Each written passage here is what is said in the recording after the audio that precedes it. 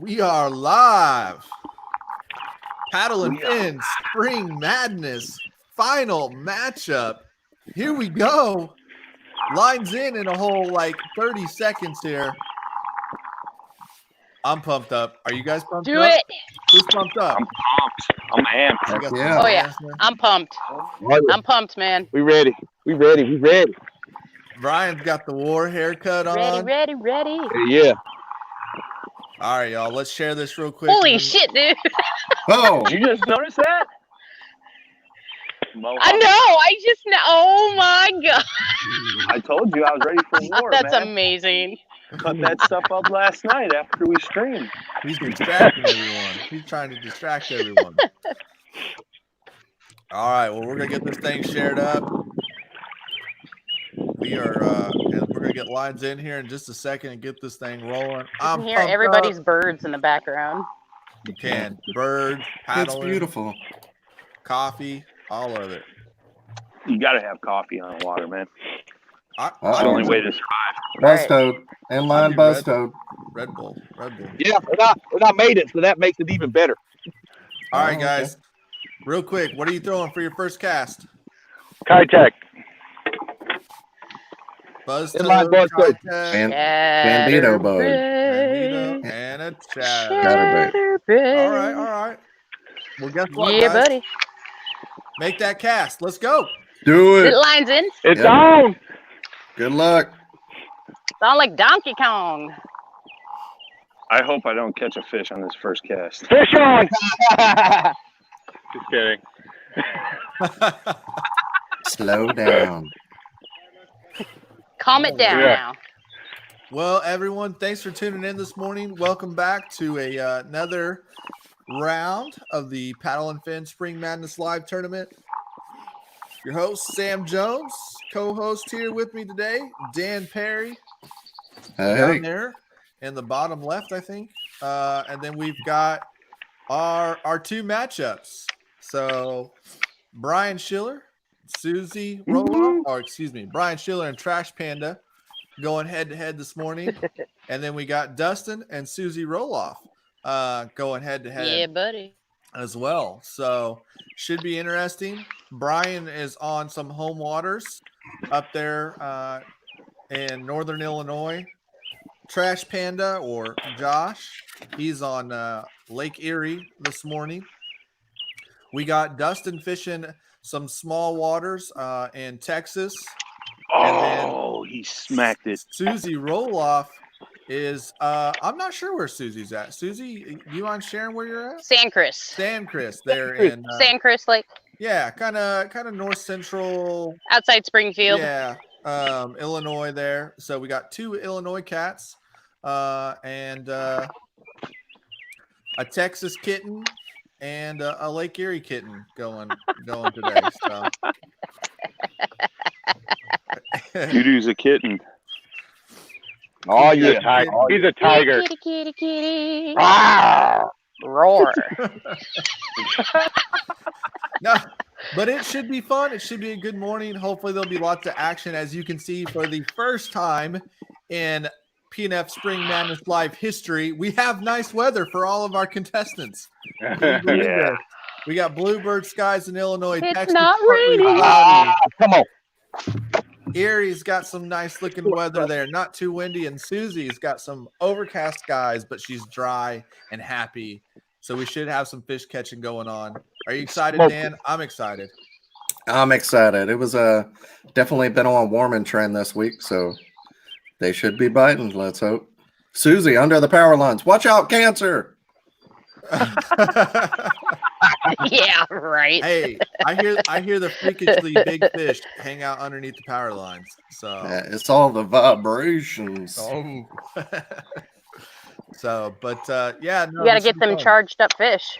Oh, All right, so what we're going to do here this morning, we're going to drop out a couple of our contestants here, and we're going to leave a couple up on the board, and we're going to see what goes down. So we're going to leave Dustin up here for a second, and we're going to leave Brian up here for a second, and then we'll bring back our other two here in just a moment. So good luck, Josh. Good luck, Susie. We'll see you here in a minute. Thanks, Sam. Good luck, guys. Good luck. Good luck, everybody. Be safe.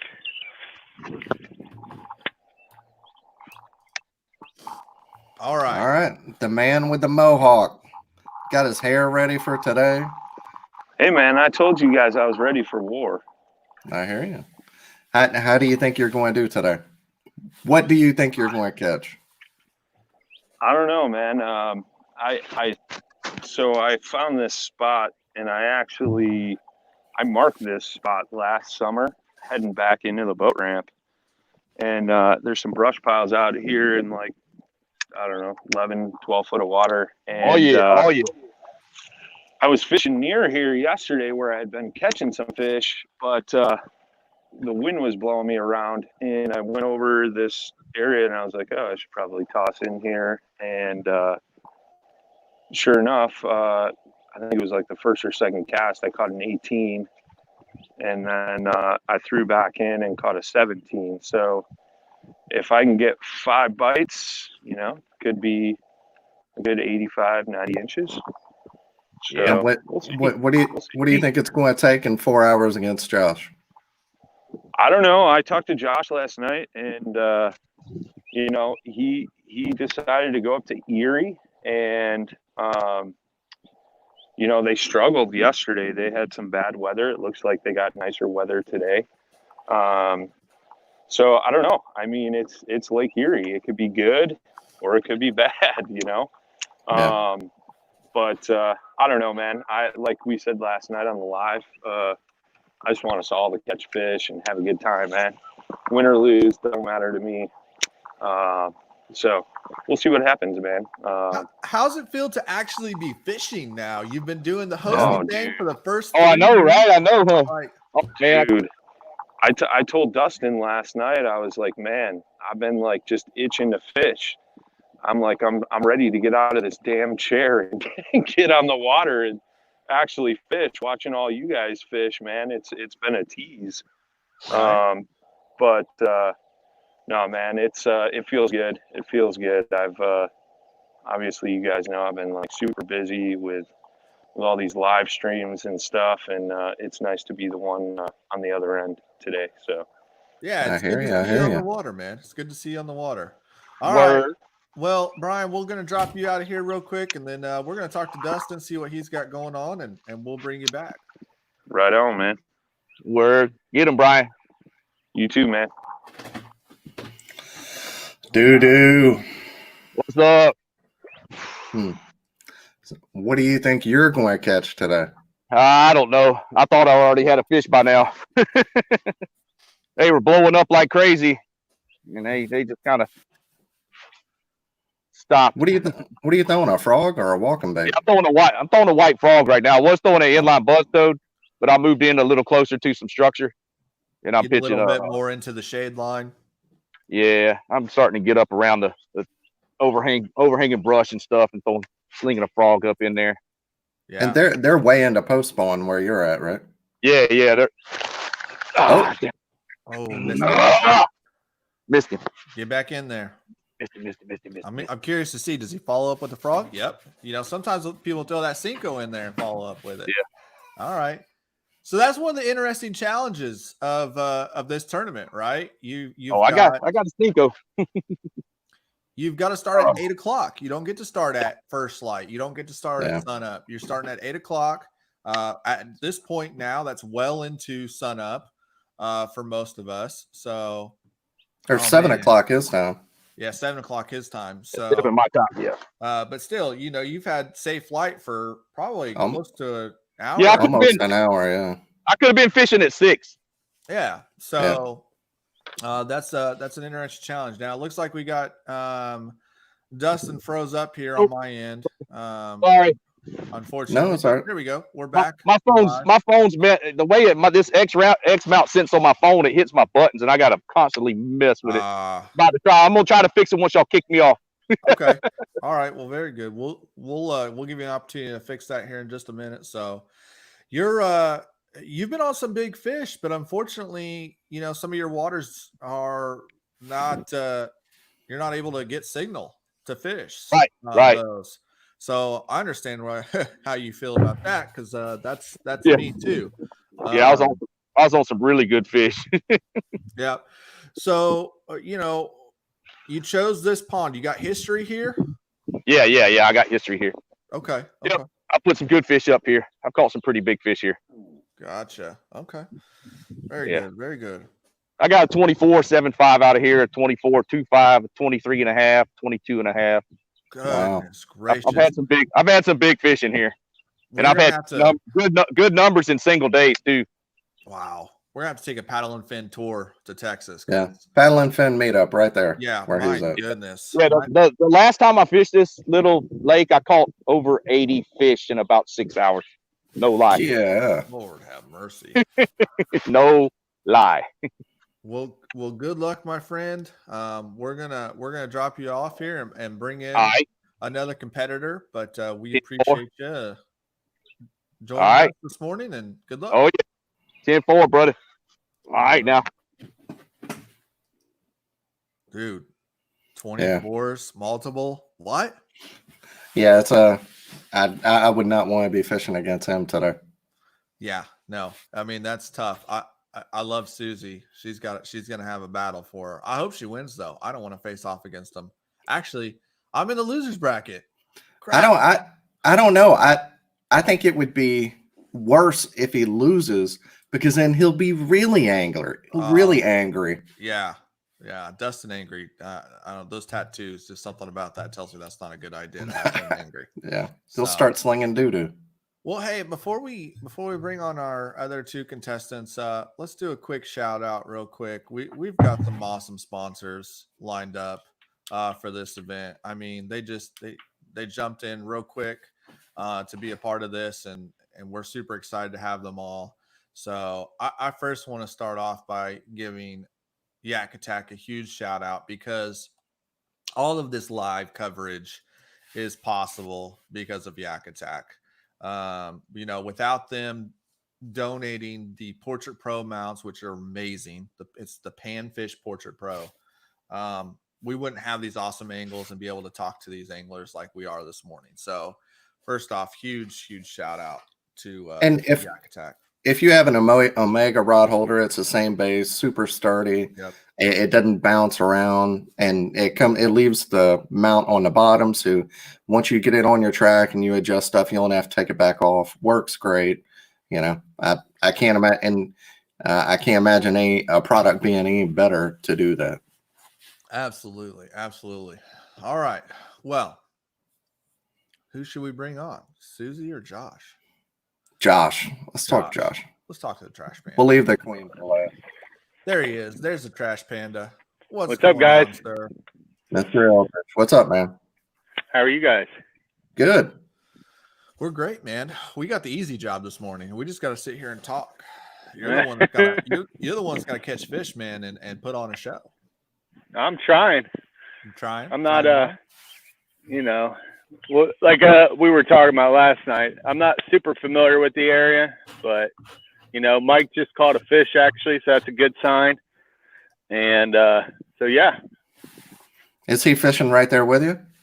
Yeah, he's down a little bit, but we actually came up to Lake Erie. It's kind of outside of Toledo, so it's not really known for smallmouth up here. Dude, just trying to paddle the big water like that's a little difficult. We had enough problems yesterday with the wind in the marshland, let alone trying to get out, around the smallmouth areas, kind of outside of Marblehead and that sort of thing. So we opted to come down here, or come up to a marina just outside of Toledo, stayed in the hotel, and we fished all day yesterday. We actually, when we came in, we actually night fished. We got here at dark and fished till like 3 o'clock in the morning Friday night. Got 2 hours of sleep and got back up. Went out to the marshland for a little bit. That was quite interesting with 30-mile-per-hour sustained winds, and I got quite the workout yesterday, to say the least. And so we fished the marina. I hooked into a pike in the marsh yesterday, and then that was on the white jackhammer chatterbait. And then I caught a 14.5-inch largemouth. It was a good sized body on it, you know, not great lengths, but we opted not to actually fish there just in case the wind picked up again. It was so difficult to try to actually deal with it. So some guys are in a boat down here. They just caught one. So maybe this is going to be a little bit better of a day, man. I'm hoping so. So right now I'm throwing in some docks out here in front of me. Right now throwing a Kitech, but I might switch up to a crankbait here in a little bit. What size Kitech is it? Throwing that on bait cast gear? The 3.3 with a, or no, sorry, 3.8. It's like that black shad. It's a black with a clear bottom. The shad kind of look like this that we've seen in dead ones. Kind of look like gizzard shad a little bit. And Gotcha. then it's got a weighted hook, the belly weighted. I want to say it's one of the custom ones I had done last year. But it might be just an 8th. I have no idea. I'm so disorganized. Probably why I'm not a good tournament angler, really. No, it's tough. Whenever you put all them hooks in the box, it's tough to keep, you know. And then they're so close in weights, it gets tough. That's not just you, man. Yeah, especially when you get lead ones that somebody pours for you. I noticed that they get real hard to tell because he coats like a lot of the bottom of the weight, not puts it in one like kind of like half-inch section. So it's quite hard to tell. But yeah, man, hopefully this turns into a good day. I just, you know, I don't want to skunk. I want to make it entertaining. Like we said last night, we set this up mainly for our listeners and our own bragging rights. And it's, you know, it's what we love to do. And so, and I'm pretty excited to come up just somewhere different. Granted, the rivers are on fire, but I'm actually kind of glad now that I'm not down there because the weather is real bad down at home. So I guess in that sense, it was a good call to be somewhere else up north than it was down in the southern half of the Ohio. Yeah. Well, between your buddy catching fish and a boat, there's fish out there. They're biting, man. You'll find them. Yep. It'll be interesting to see what happens when we get out here, kind of the main channel of the marina. This is where we saw the most bait fish and fish that we were marking yesterday. I know it sounds beautiful with all the birds and everything. Yeah, I'm just excited the wind's not as crazy. I was like, dude, it can rain, it can thunderstorm, but as long as it's not the wind that we dealt with yesterday, I was all good. Yeah, you can hear it. It's gusty a little, but you sound good. Yeah, I think it's probably like 6-7 miles per hour here, but I'm facing into the wind, so that's probably why you guys are hearing it as much. So. And just kind of open water and no trees or anything, huh? It's like it's the little channels that you see in marinas. This place is kind of like more of a campground style than like, you know, houses. Gotcha. And so they got channels, and most of the trees have been removed in the main part of the marina, it looks like. And then behind me, there's a tree line, but there's a farm field right behind me. So. Well, man, good luck. I guess we're going to try to get over to Susie and see how she's doing, but smash them, man. All right. I appreciate it. You guys have a good day. Yeah, you too.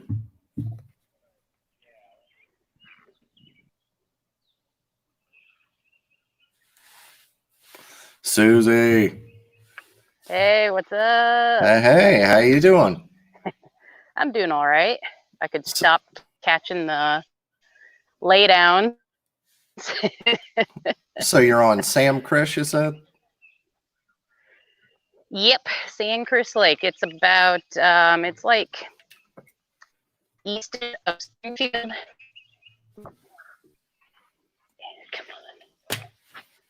Sounds nice. I like the name. So how do you think you're going to do today? That is a good question. Right in the weeds here. There we go. You know, I don't know. Like from yesterday to today, you know, we had clear skies yesterday, and now we got overcast. It got like almost 85 yesterday, and today I think we're only looking at mid 60s. So definitely some change going on. But either way, you know, still hoping I can get them figured out here soon. Gotcha. And so you're throwing like a toad? What's that? You're throwing a toad bait? Right. A what? I got a white and yellow jackhammer with a Kitech trailer. Jackhammer, I got you. Okay. So yeah, it seems like you might have got the bad matchup here. I'm feeling for you today and rooting for you because hopefully he doesn't smash him too bad. Right. Yeah, no pressure at all. None. Oh no, none. You know, just say he's been catching 100 inches. You know. Yeah, like it's no big deal. I think anybody that was That's all going right, up though. against. I had a little baby on. Oh, first fish of the What was I day. gonna say? No, yeah. What's that? First fish of the day. There we go. Oh, fish on. Live on Fish camera. on. Susie's Here we got a go. fish. Yeah. What? Just a little fish. Nice. Gene says good morning, by the way. All right. Let's see what this is. Susie's freezing up a little bit. Terrible. You're lagging, bro. I'm lagging. No, her. Oh. That's what Brian said to somebody the other day. You're lagging, bro. You're lagging. Yeah, I thought that was funny. We got our first fish on the board. Let's pull in your Oh my gosh, Dustin's on the board. Oh, too. We got a double up. We got a double up. Marty, I ripped one in. I just lost one, probably about 5 or 6 pounds in the hydrilla. Got me stuck in the hydrilla. Oh my goodness. We got Susie on the board. We got Dustin on the board. Susie's what? Go down closer. Hang on. Trying to also get a picture at the same time.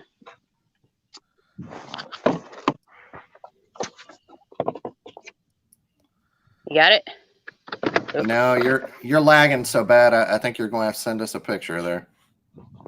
All right, Susie jumped out to take a picture. Dustin jacked one. I tried to bring you in. I wasn't quick enough to get you reeling it in, dude. Y'all got it. All right, here we go. What do we got? What do we got? Go down to it, to the tail. 17 and a half. Yes, sir. Yeah. 17 and a half. Yep. Marking it down. Yep. All right. All right. Yep. Let's get back in there. Susie, hers is 12 and a half. Oh, sorry. Susie with a 12 and a half. All right.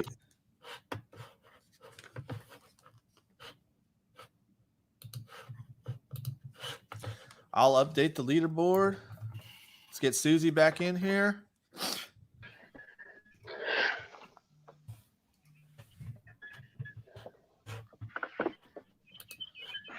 Oh my gosh, there's fish catches going on everywhere. Fish are everywhere. It's pandemonium. We got to bring everybody on. We got fish catches happening so fast I can't get them on the board. So we're just going to bring everybody live. That's a good one. That one's got some shoulders. Good job, Josh. That's a good looking fish. He's a fat one.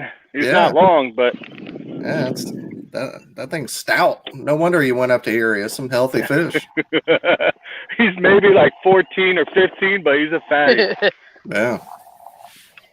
He's hungry. Oh, man. Let's see.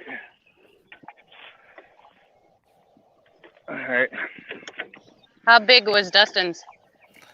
It was. I think I'm gonna it was. set you guys down for a second. I think it was 17 and a half. Oh boy. Yeah. I got work to do. It's just one fish, Susie. Yeah. Yep, that's right. Mine's at about 14 and a half. Let me switch over the flip.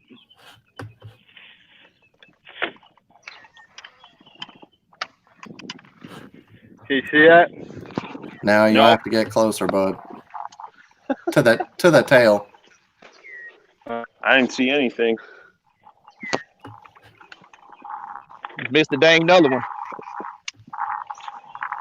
Hey Josh, you're lagging pretty bad. Just send in a picture. All right. Okay. All right. So while Josh gets that in, Brian. Yep. You're the last one. That's fine. Best for last, bro. You never heard that? I don't know. Dustin, he might catch 5 before you catch one. Hey man, Susie. I lost it. I lost a really good one. Stuck me in the hydrilla. I couldn't get her out. You still throwing a frog? Yes, sir. I'll throw for another probably 45 minutes or so. Yeah. As I'm watching things, the only person I see really fishing slow is Brian. Everyone else seems to be fishing moving baits and casting and reeling pretty quickly here, looking for active fish. Brian, talk about your strategy this morning. You know, what you throwing and why? So my water temps are only 54 degrees, and these fish are staged up deep, like getting ready to move up. They're right on a break, so I'm just trying to get down to where they're at. I have seen a couple fish suspended. I was throwing a chatterbait for a little bit, but we'll see what happens. You know, like I said earlier yesterday, this is the spot that I had the most luck on. I got a spot right behind me that's a little shallower that I might move over to, and I was yo-yoing a chatterbait through there right above the grass. So that's kind of my backup. I might move over there in a second, but I don't know, man. These fish were smacking this thing yesterday, so we'll see what happens. Okay. And Josh's fish was 14 and a half. Okay. What's up, guys? 14 and a half. Good job, bud. Thank you. On I switched over to the crankbait, threw it maybe 5 times and got that hit. So we'll and I got it in the red. Yeah, I was wondering whenever you had that riprap behind you, and the first time we talked to you, if you were going to fish it. That came out in between the docks, just outside the very end of them. So I don't have to murder Mike on the way home and drop his body off for taking me to a shitty place. But yeah, I'm so stoked that the wind's not blowing. I mean, I couldn't be more excited right now about calm weather. You know, they've been talking, you know, you usually say some wind is good. We got slight wind, which is nice, you know. But yesterday it was, dude, I felt like I was in a mini hurricane off Lake Erie. Oh, wow. But, you know, it is what it is. You know how it is. When you get some big open water, it tends to be windy anyways, like no matter what. So like even like you could have a slight wind, but as soon as you get rid of the trees and buildings, a 5 mile per hour wind will feel like, you know, 15 sometimes. So yeah.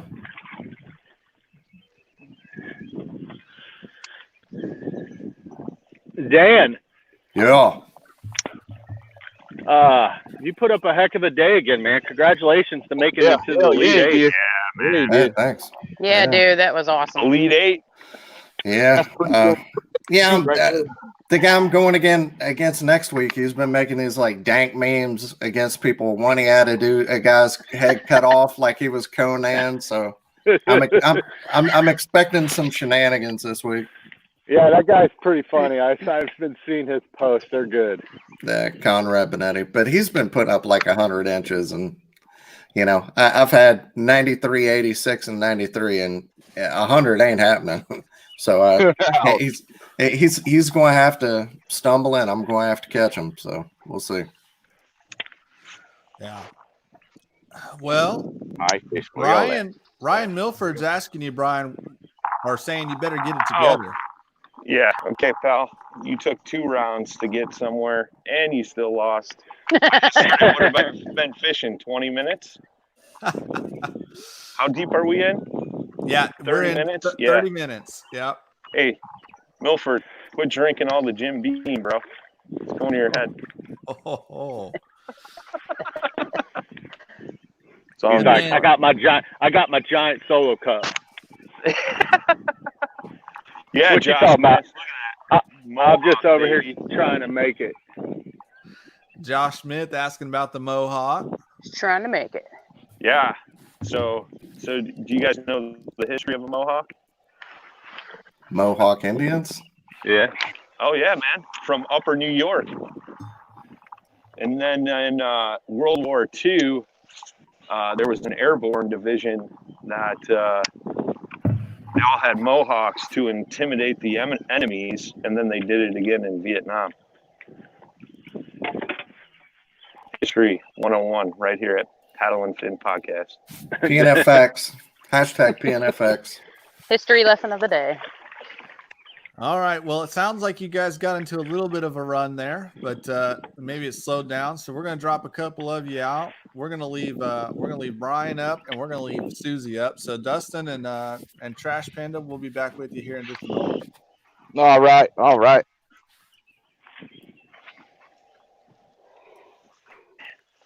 So All right. what kind of boat are you in, Susie?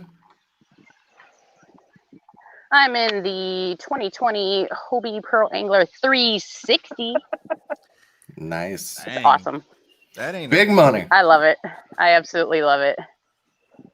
And like I have a PA 14, and it's a good boat, but like 12 a lot. For the size and everything, I think the 12 is a lot better than the 14 does. The 14's a lot of boat. Yeah. I've never had a 14-foot boat. It seems like that would be a lot. It can be, yeah.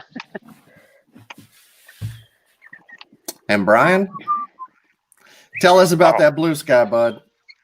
Oh, come on, The man. non-kayak kayak. Just messing with you. Dude, I mean, it's funny, man. Like, I don't argue that comment, it's I always say it's in the kayak family.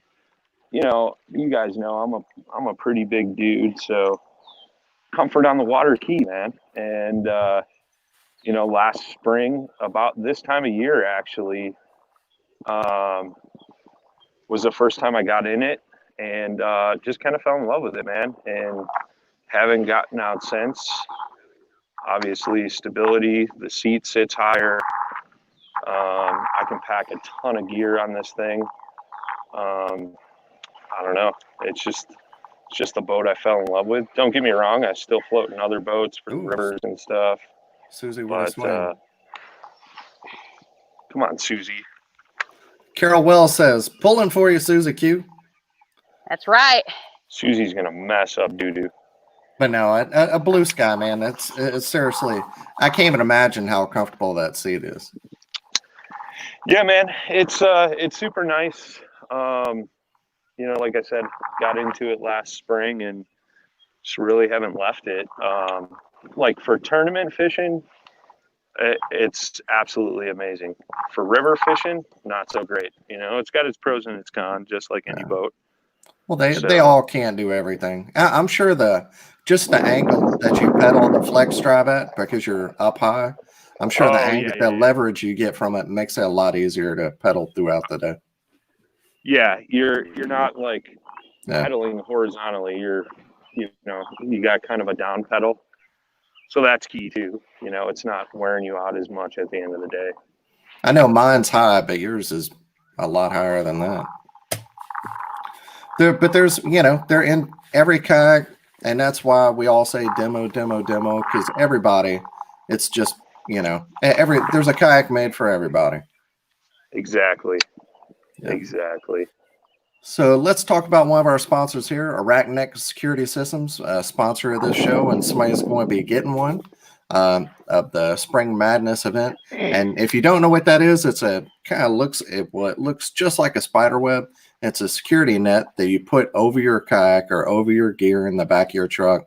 And then you have that Black Widow looking spider that sits on top, and that's the alarm. So if somebody touches anywhere on the net, the spider feels the vibration and alarm goes off. So it gives you a way to load up your kayak and to load up your vehicle the night before without being worried about somebody taking your stuff. Another swing. Susie getting all the bites.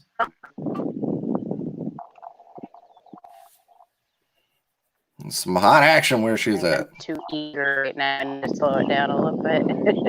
I hear you. And you can see the ticker I there. saw the on line the just go. Ticker there on the bottom. Dustin has 17.5 against Susie, who right now has 12.5. And then Josh and Brian. Josh has 14.5, and Brian has not put one in the boat yet, but with that mohawk, it's going to happen any second. I can feel it. Oh, yeah. Come on, Schiller. You got this. I'm good. No pressure. Yeah. If it was like how do you 10:30, feel? it'd be a different story. Yeah, you're both behind right now. We good. So Josh is in trouble now. I'm tying on a jackhammer. Uh-oh. Oh, going to a moving bait. Uh-oh. Going to a moving bait. Gonna go search for some active fish, huh? What knot you guys use for tying on your baits? Depends on the line. But a jackhammer, I do. Jackhammer, I put that on 20 pound. So if it's 20-pound fluoro or higher, I usually don't use 25 for flipping. I usually use 20. But with 20-pound fluoro, I use a Palomar. Just because it's so thick, I'm not worried about if it gets burnt just a little bit. But anything less than that, I use just the improved clinch. I used I use polymer on everything. I use a hybrid polymer knot. And I mainly throw all fluoro. Okay. Well, where you're at. Live audio. Yeah. Okay. I'm always curious about that kind of stuff. Yeah, I think there's so many different good knots out there. It's I was raised using the improved clinch, and that's just kind of what I've used forever. It definitely doesn't mean it's the best knot out there. I should be using like San Diego Jam or there's a bunch of good ones. Yeah. The old Yamamoto Zaccos. Not Zeke Zacco. There's a couple different pronunciations. Zacco. Right? Yeah, Zacco. I don't know what the proper one is. I should have asked Gary Yamamoto last year when I was camped out next to him. Dude's got a sweet down at camper. the FLW KBF Open on Nickajack. That's a funny dude. He's a really good dude. Yeah. He just has a passion for fishing, both saltwater and freshwater. He's just one of those people. He just wants to catch a fish. Yeah, I would talk to him every night. He'd come over and ask me. He'd say, "Did you find him today?" I was like, "Yeah, I found a few." He's like, "Today, Gary didn't find the fish." and then the one day I was going down to take a shower at the boathouse, and he was pulling his boat out. I said, "Gary, how'd you do today?" He looked at me and he goes, "Today, Gary found the fish," and he smiled and took off. He's a good dude, man. Absolutely. All right. And you can see up there in the corner, another sponsor of the Spring Madness event is Boss Buffs. Get you a Boss Buff. You can get them online at paddleandfin.com. We have our logoed ones right there. Sam's trying to hunt one down. But super soft, super nice. If you're a young guy or a young woman, go ahead and wear a buff, wear some sun protection. Whenever you get a little bit older, get up to my age at 40, 41, you're thinking, there they are right there. Super nice. You're 40, dude? I'm 40. Holy crap. You just, from the sun, man. Yeah, you get a little bit older, you start thinking about protecting yourself. And I don't go out without anything covered now. Pants, long sleeves. My Boss Buff. So yeah, check them out. Boss Buffs. You can find them on Facebook too. off the water now too, man. You got to wear a mask just to go into Home Depot. You have to have some sort of face shield or something like that. A lot of stores and businesses are going to that. So, That's you right. know, it's good for you on and off the water. Absolutely. Great for fishing or emergencies. Exactly. Pandemics. Yeah, I will say, man, those things are super comfortable. I had a couple buffs last year that I felt like I was getting choked, and we got those boss buffs, dude, and they're just super comfortable. They're soft, like you said, because I think that's microfiber fabric, right, Sam? Yes, sir. Yes, it is. You got it right. The good stuff. Do you feel like a boss when you wear it? Oh, we don't have audio on Sam, I think. Yeah. Or I can't hear Sam. I was wondering because I was talking at him and he wasn't responding. So I can hear you. Interesting. Let We're me go. good. Let me go watch it on the broadcast and see if we do. All right.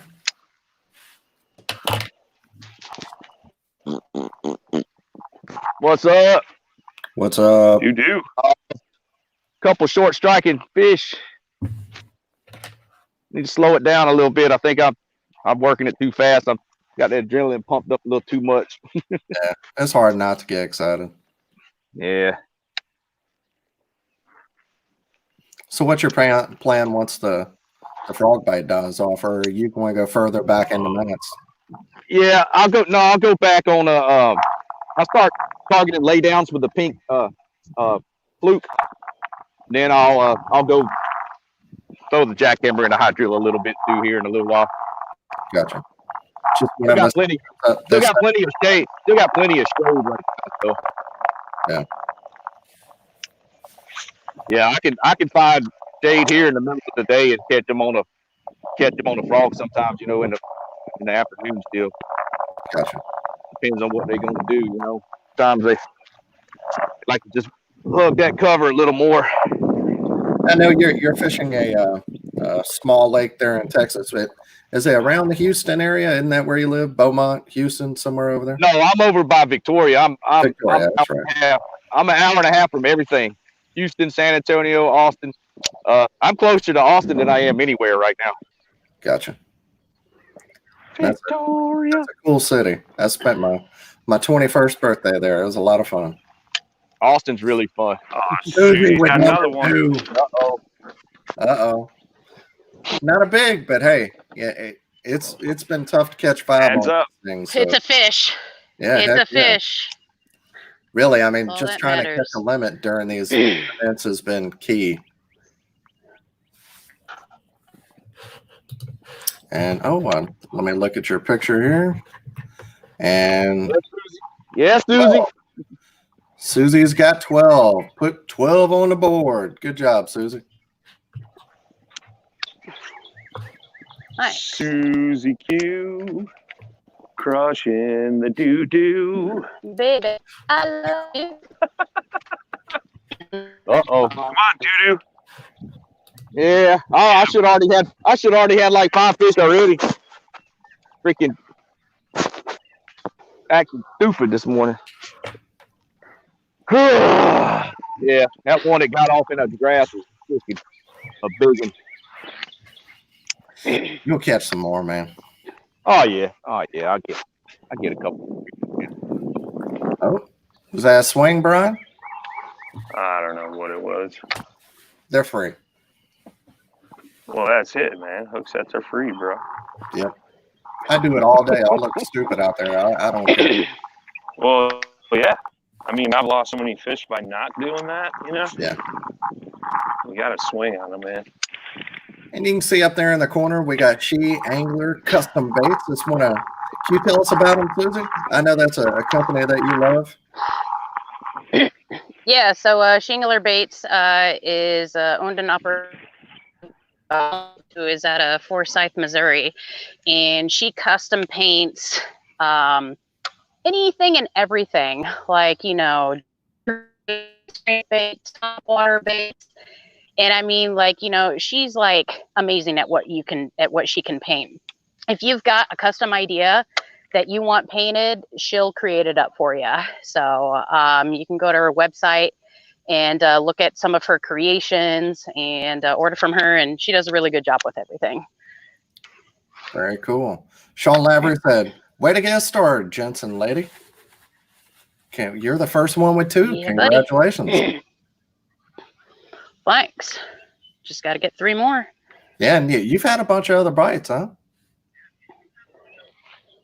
I have. Yeah. I've seen a lot of different things going on, so I've been kind of experimenting to see what's going to be going on. So I might have to change it up here again. Gotcha. Ricky Jack Sargent say, good morning in anglers.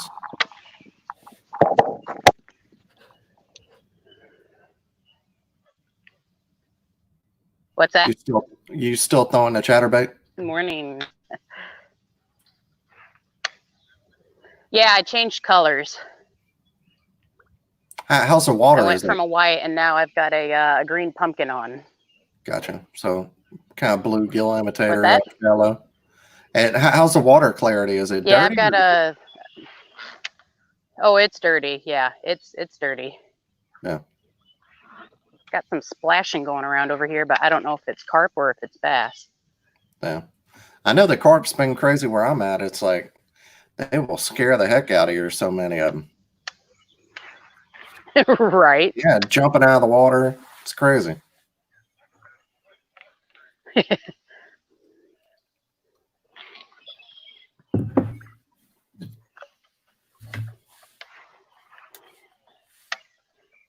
It looks like a nice day. Either way, it's nice to be out on the water.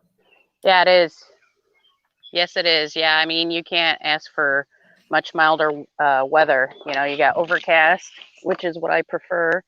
Yep. And it's a little bit muggy, but that's because it was so hot yesterday and the storms came through. So you can definitely feel the humidity in the air. But I mean, still though, I mean, you're not blistering hot and crazy sun or anything like that. So it's my kind of fishing weather right now. Heck yeah, birds chirping. Just good to be out in creation.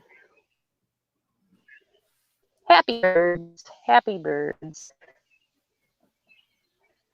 Yeah, I was loading the truck up this morning at like, gosh, what time was that? Like 4:30 or something like that. I don't know, some ridiculous time.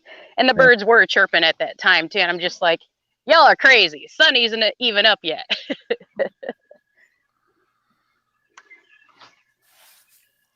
All right. Well, let's drop Susie out of here real quick, and then we'll catch back up with her in a minute. All right. All right. Susie with 2 fish. She's got them. She's got them already. Sitting it's at 24 and a half inches. They're small fish, but they are fish. Oh, wait, hold up. Uh-oh. Who is it? Is Dustin hooked up? I thought Dustin was hooked up there for a second. No. Not me. Not right now. No. Not right now? All right. We'll come back to you then. We got fooled. So, but yeah, man. Well, there's been some action today. At least that's good. Does Josh have another one? Did he just send one in there? I don't know. So Josh, I haven't been able to see him. Like his camera's forward facing. He's got a 15. So, Josh with a 15. Yeah. Sweet. All right. Well, we'll get him back in here and talk to him here in just a second. But seems like the fish are biting this morning. Yeah. For everyone but Brian. So. Susie and Josh have 2 fish, and Doodoo has 1. But he's missed several. He said he missed a big one, and Brian, I'm sure he'll get on him here soon. Absolutely. Well, let's see if we got the trash panda here. Josh, you caught another one, bud. I did, man. A 15. We can't see you though. The videos, I can see me. Yeah, you might have to get out of the program, then get back in. Yeah, jump out and jump back in for us so we can hang out. All right. Well, we lost him. He listened to our. He's quick. He's quick, that guy. Yes. On it. He's on it. All right. So 14 and 15, man. That's pretty sweet. Yeah. Pretty sweet. It's putting together a decent limit up there. Good limit up there. I'm looking at the fish now. Looks like a nice little fatty. We'll get the leaderboard updated here and see where we're at. But we got Susie at 24 and a half. We got Josh at 29 and Doodoo at 17.5. So, And we have our anglers where they're at today. Brian's on a small lake in Illinois, undisclosed location. Josh is on Lake Erie. Dustin, another undisclosed small waters in Texas. And Susie, she's on St. Chris in Illinois. Illinois is one of the two.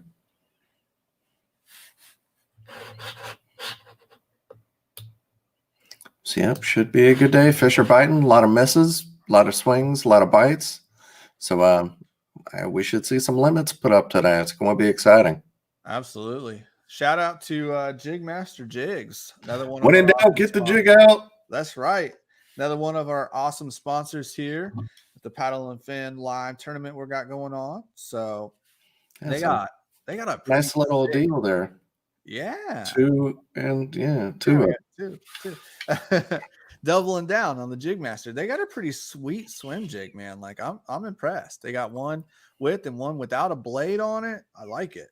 Yeah, it's a swing head kind that you can put the like a kayak or put a swim bait on there, like California style swim jig. So a lot of different stuff. Check them out, jigmasters.com. They've got, a little bit of everything now. Ned rigs. Their product line is expanding every day. So check if you've been there before. Check them out again. They've got more stuff. Got a baby. There you go, baby. He reeled it in so quick I couldn't even pull him up fast enough.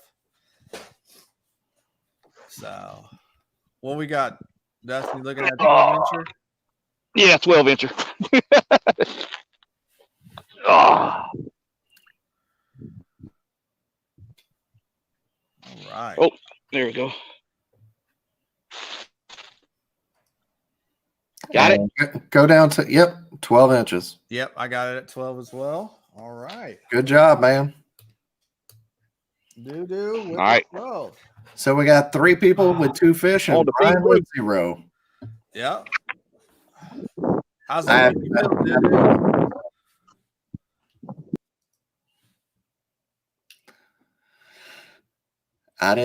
Ryan Milford, I didn't even think Texas had small bass. Well, they got a few there. Those are they got to start somewhere. Yeah. They got to start somewhere. They just grow really quick. Brian, are you feeling the heat? Oh man, no, we're good. Don't lie, you are feeling it. We're almost an hour in, and you haven't even had a bite, bro. You guaranteed. You know what? 5. You guaranteed 5. You have the mohawk. You have to do some like culturally. We're 15 minutes in. We're 15 minutes in. We got time.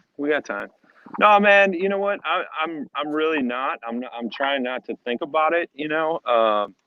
That's one thing I really struggled with last year was watching the leaderboard and stuff like that, and it totally threw off my fishing.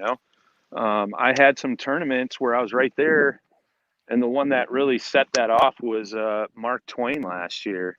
I had 4 fish right off the board, and I know a bunch of guys in the group chat were like messaging me, and I was up there, and that was the one that Alan Reed won, and I started making some bonehead moves and stopped fishing, and I could have ended up in, I think it was like 6th or 7th place with like 1 12-inch fish, and so I try not to think about that because then I start making mistakes. It's just one of those things. You just gotta focus on the actual fishing and try to do you. So it's gonna be tough. You can't hide from it here, buddy. It's early. Yeah. Yes, man. With that mohawk, you gotta get on the deck of that blue sky and start doing a fish dance or something. Oh, dude, I'm gonna dance a jig, dude. Once I catch a fish, just wait. You're gonna see a B Schiller that you've never seen before. Oh Lord, I like it. Well, the good news is even if you do blank on this, you get to do something pretty fun after this show. We're going to be announcing. I'm not shaving my eyebrow. I wasn't talking about that. I was talking about the interview you got coming up with Scott Butcher and the 5 Live champion. Oh yeah. So yeah, I'm looking forward to that, man. What Scott's doing is pretty incredible. and some of our matchups have been pretty interesting, but the ones that have been going down on 5 Live, man, have been pretty stellar. And I know you and I have talked about it, Sam, like this whole live stream like style tournament is like, the new thing. And I think it's really picking up, and it's cool for our sport, I mean, you don't have the travel, the lodging costs, the crazy food costs, and stuff like that. To be able to have anglers across the country compete like we are is pretty spectacular, man. I know, when Scott came out with the format and with, everything going on with COVID-19 and stuff, it was a way to give back to the community and not let kayak fishing be forgotten because of what was going on in the world, or to, let people forget about what was going on in the world, and escape the reality of it. And it's pretty cool, man, seeing all the stuff like the Kayak Bass Bracket Tour that Dan's in and crushing it. It's like, Oh yeah. it's still presenting opportunities out there for all of us. And yeah, dude, I'm stoked. And that lineup, dude, in the 5 Live is just, it's ridiculous. Yeah. It's just, it's a different kind of deal where you're getting to see people fish their honey holes, see what's possible in a short amount of time. It's just something we haven't done before. And I think it's really interesting that these are the kind of things that have come out of the pandemic, because we definitely would have never had 5 Live, Scott's already said. But the bracket tour and all this is, I mean, it's a direct relation.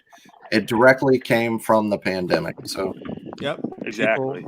Something different. People adjusting and coming up with new ways to do things. That's what's awesome about us and our community. We always seem to find something new to overcome whatever we're faced with, to keep this thing running and going good. So it's awesome that our sport is so young and so kind of media based, and it's more of it's a 21st century sport, and it has the agility to change and to have a different format because we're not set in stone and have been doing it forever. Things like this, they can happen all the time, and it's one of the great things about our sport, because a lot of people, it almost feels like, I think for some of us, because I work, family, and fish. Yeah. And really, my work's changed some. My family hasn't, besides seeing them a lot more. And my fishing really hasn't changed that much. So my life, because our sport has been able to do this, a lot of my life hasn't changed. And it's been great. I'm sure it's been definitely a positive for a lot of us. Absolutely. Couldn't agree more. Heck yeah, man. Agree more. So, well, guys, let's get a little bit of a leaderboard update here. We got Dustin sitting at, we got an update. I thought I had. We got Dustin with 2 fish, 17.5 and a 12-incher. We got Susie with 24.50, 2 fish. Josh with 29.50, and Brian still looking for that first keeper bite. The way you say that, Sam, and Brian, like I'm a huge disappointment, bro. Well, sorry. I mean, sorry, I didn't man. say that, but I'll make up for it. We know you're going to make it interesting in the last hour. I got a feeling as things warm up and that water warms up there. I think it's going to get good for you, my friend. Well, that's just Susie. those fish I found yesterday. Susie with another one. Susie one on the board. Will it measure? Do it. Oh, It's only 11. Oh, Stomp on it. Come on. Stomp Get you another one. It's a short. Watch it. You didn't bring your fish stretcher? Story of my life. I'll always need one more inch. Yeah.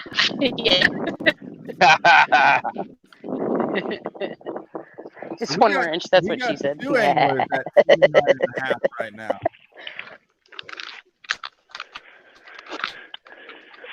How much does Josh have? What did I say? 29.5. That's it? And Dustin has 29 and a half. How much? Susie, we can't let these boys beat us.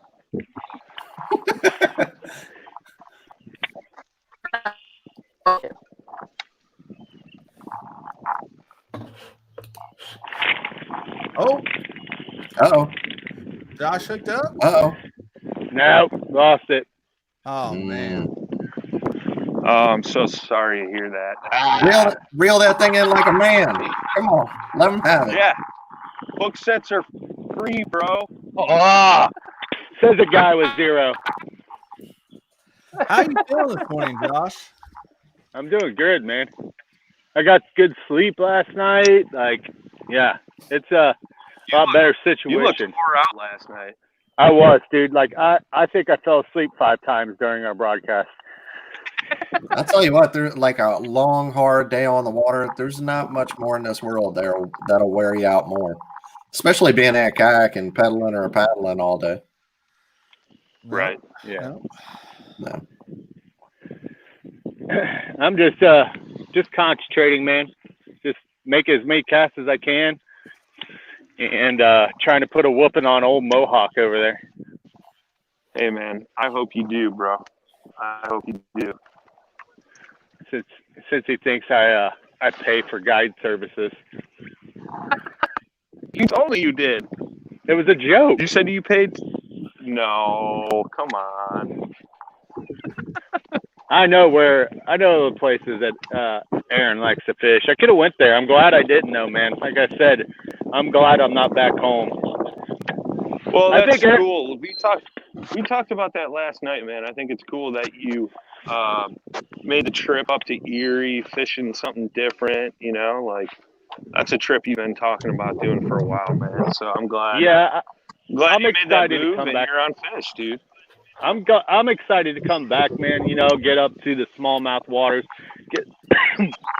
get a pedal drive. Sorry, I think I ate a bug.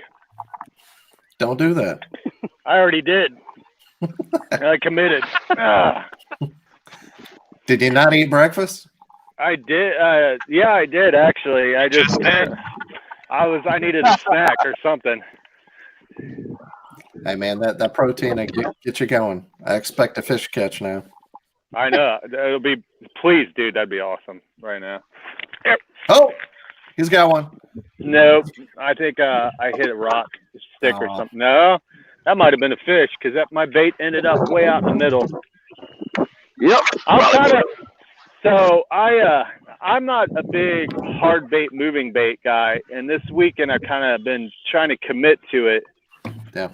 And dude, to be honest with you, it's kind of funny. I'm like, why haven't I been doing this? But because I caught fish on the jackhammer, and I was never a fan of the chatterbait before that. And that bait, man, I can't even explain how awesome that thing comes to grass. Like you just slides. Oh, Dustin with one. Looks like a good one. No, he ain't that good, but it's There's a 14, 15. Huh? Good job, Dustin. 15 or something. Okay. On the frog. On the frog. What kind of frog are you throwing?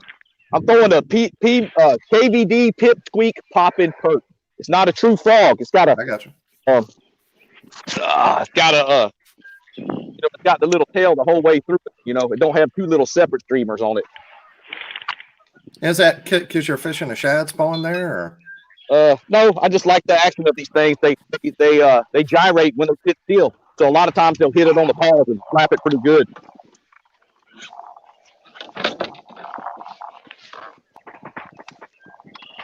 Yep. Let me get situated here, and I'll get the measurement.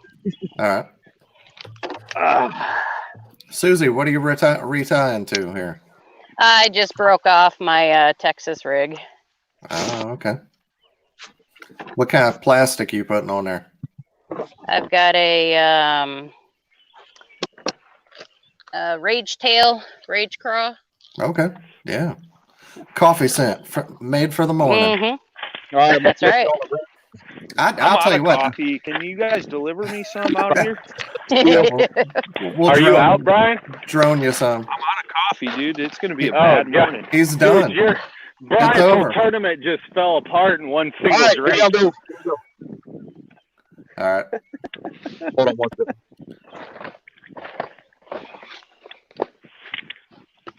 Go. All right. Nose is good. Go down to the tail. 15 3/4. 15 and a half. 15 and a half. 15 and a half. Yeah, you're right. Thanks. You see that net standing up vertical? Right there. So, y'all need to put your net vertical on the side of the bump, and when they flop, they usually flop to the left. It'll deflect them and put it back in your deck.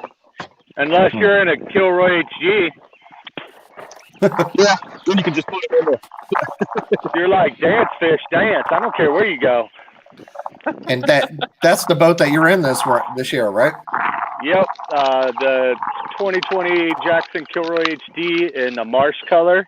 I rock it just like Doodoo. Not as good as Doodoo, Oh, yeah. but Yeah. I love the Kilroy HD, man. I'm in the big rig FD today. In the big boat today. uh-oh. I'm in the big girl today. I want that big though. I want that big girl to come up and eat though.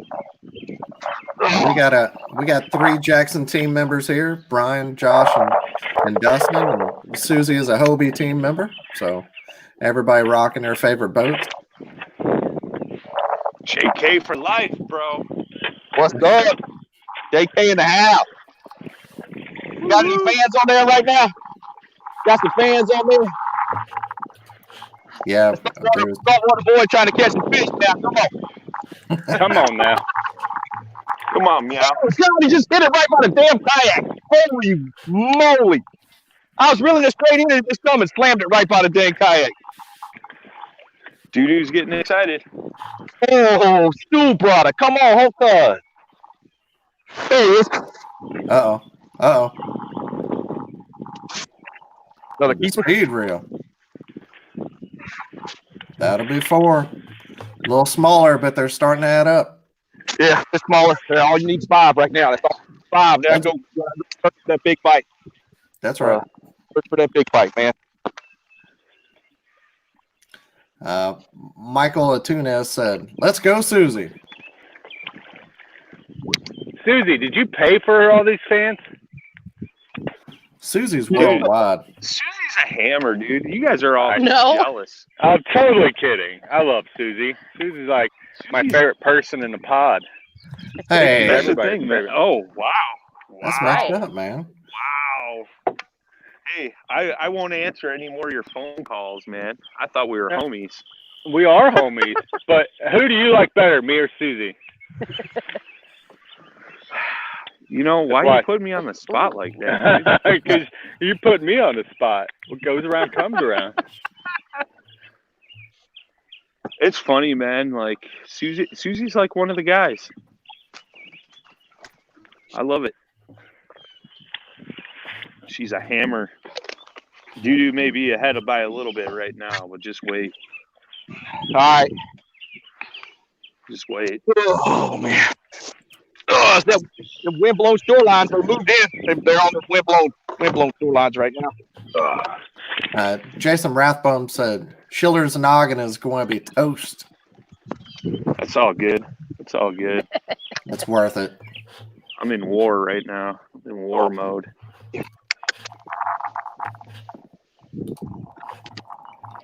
Just staked out.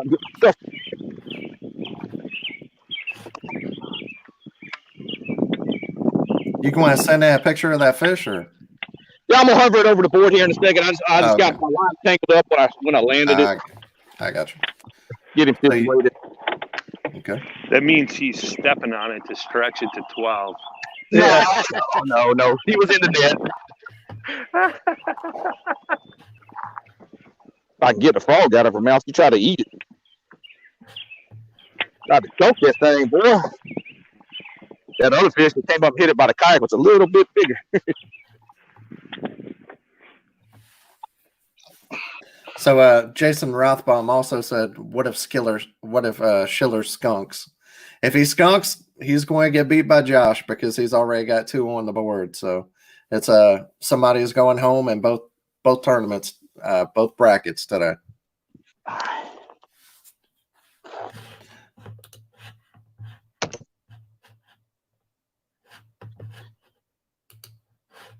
All right, here we go.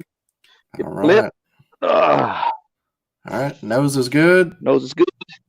And was that 13 and a quarter? 13 and a half. 13 and a quarter. Quarter. Yeah, it's not hitting a half. It's all good. All right. Yes, sir. All righty. Here's 4. Well, congratulations, sir. That's 4. Sir. Thank you. Thank you.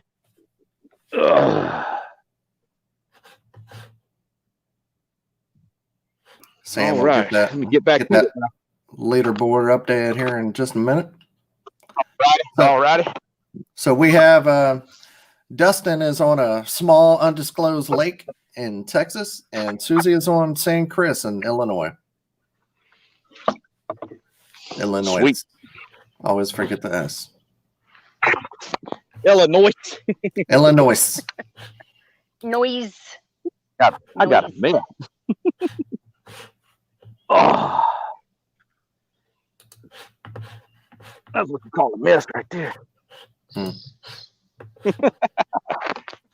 Oh, there we go. It happens if you're not getting tangled up on a kayak every now and then. You're not doing it right. Yep, it's all good. Yeah, see these this little KD popping perch. It's got just a solid set of streamers on the back. It's not split into 2 like most frogs do, and it's a small little popping frog. Very, very more of a finesse frog presentation. But they really like it. They like it. They like that. There's this white one, and then there's one called a brown pumpkin gill, and that's a good looking bait too. I do pretty good with that one also.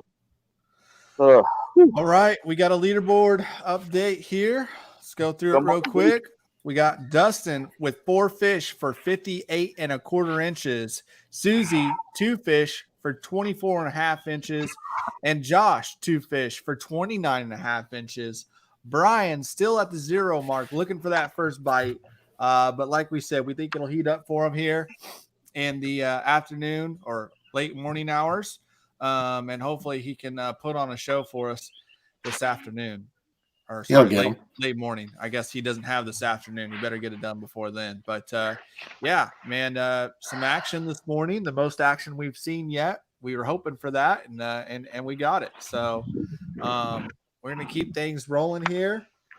We do got to give another shout out to one of our awesome sponsors real quick. TRC Covers, hands down the best fishing rod protection on the market. No questions asked.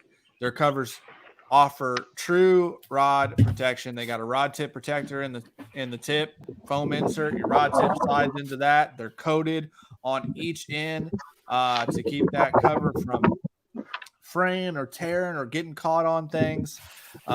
They float. They're completely customizable, and the best part is they're handcrafted and made in America, veteran owned and operated out of Texas. So check them out, trccovers.com. Or if you want to support the Paddle and Fin group, you're a fan, you can hit us up for your very own Paddle and Fin branded TRC covers. So check them out again at trccovers.com. Shoot us an email, send us an email, and we'll get you hooked up with some Paddle and Fin covers if you're interested. All